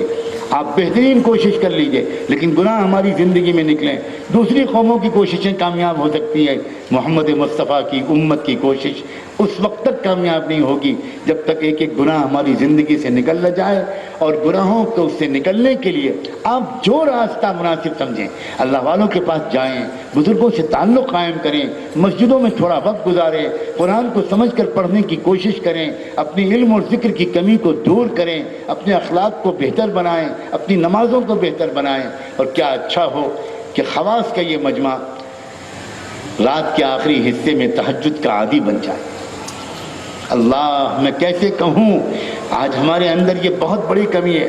بڑے بڑے علماء تہجد کی پابندی نہیں کرتے، لیکن فلسطین میں غزہ کے نوجوانوں کو ہزاروں سلام. میں نے کتنی مرتبہ ان کو دیکھا ہے. غزہ کے وہ نوجوان، آپ حیرت کریں گے، ہر سال جس غزہ پر روزانہ اسرائیل کی بمباری ہو رہی ہے، اس غزہ کے نوجوان ہر سال 2-3 ہزار نوجوان ہر سال حافظ قرآن بن رہے ہیں. اور نوجوانوں نے ایک نیا فیصلہ کیا ہے پچھلے سال کہ حافظ قرآن ہم بن گئے تو ہم کیا کریں، اب ہم حافظ حدیث بنیں گے. ہمارے ہاں علماء کو بھی حدیثیں یاد نہیں ہوتی، اور وہاں غزہ میں آپ ایسے 40-50 نوجوانوں سے مل سکتے ہیں جن کو پوری بخاری شریف یاد ہے. یہ ہیں ان کے حوصلے. وہ تہجد پڑھتے ہیں، وہ نفلیں پڑھتے ہیں. آپ کو وہاں کوئی نوجوان پیر اور جمعرات کے دن آپ کو بے روزے دار نہیں ملے گا. کسی قیمت پر یہ چاہوں گا آپ سے کہ آپ اس بات کا آج ضرور اعتراف کریں کہ ہمارے اندر جو کمیاں ہیں دینی، ہم ان کو دور کریں گے. آپس میں اتحاد، محبت ابلا اسی انداز سے کیا جا سکتا ہے جس کے بارے میں میں نے ابھی تک کچھ عرض کیا. اللہ تعالیٰ آپ سب کو جزائے خیر دے کہ آپ اتنا وقت نکال کر آئے اور اتنی محبت اور پیار سے آپ نے یہ گفتگو سنی. آپ سے بچنے دعا کے بعد ہی اٹھیں. سبحان اللہ و بحمدہ، سبحانک اللہم و بحمدک، نشہد ان لا الہ الا انت، نستغفرک و نتوب الیک. اللہم صلی علی سیدنا محمد وعلی آل سیدنا محمد وبارک وسلم. اللہ، ہم آپ کے بندے آپ کے حضور میں حاضر ہیں. اللہ، اپنی تمام گناہوں سے معافی مانگنا چاہتے ہیں. اللہ ہمیں معاف فرما، اللہ ہمیں معاف فرما، اللہ ہمیں معاف فرما. اللہ ہم کو ایمان و یقین نصیب فرما، اپنا تعلق نصیب فرما. اللہ، سچائی کے قائم کرنے اور انصاف کے نظام کو قائم کرنے کے لیے مجمع کو قبول فرما۔ ایک نظر ہم سب پر اللہ محبت کی ڈال دیجئے، ہم سے کام لے لیجئے، اللہ ہمیں اچھے کاموں کے لیے قبول فرما لیجئے، اللہ قبول فرما لیجئے، اللہ قبول فرما لیجئے۔ رب کریم اس پورے سفر میں اللہ آپ کے جن جن بندوں نے اس عاجز کو اللہ محبت سے دیکھا، باتوں کو سنا، اپنی گاڑیوں میں ادھر سے ادھر لیے پھرے، اچھے اچھے کھانے ان کی مستورات نے پکا پکا کر کھلائے، اللہ سب کو جزائے خیر عطا فرما، سب کو اللہ سب کی محبتوں کو قبول فرما۔ اس پورے پروگرام کا انتظام کرنے والوں کو، جان اور مال اور وقت کھپانے والوں کو سب کو قبول فرما۔ اللہ سب کو اللہ زندگی بھر اچھے کاموں کے کرنے والا بنا دیجئے۔ اے اللہ اٹھنے سے پہلے ہمیں بھی معافی اور ہماری ہدایت کا فیصلہ فرما۔ اور ایک درخواست ہے کہ ہم سب کی طرف سے ہم گنہگاروں کے نام لے کر رحمت دو عالم صلی اللہ علیہ وآلہ وسلم کی خدمت اقدس میں اللہ ہم سب کی طرف سے درود و سلام بھجوا دیجئے ان پر اور ان کی آل پر، ان پر اور ان کے اہل بیت پر، صحابہ اور صحابیات پر، ازواج مطہرات پر، ذریت طیبہ پر اور ان کے نقش قدم پر چلنے والے تمام اولیاء اللہ اور صالحین و صالحات پر، اور اسی راستے پر جینے اور مرنے کی ہم سب کو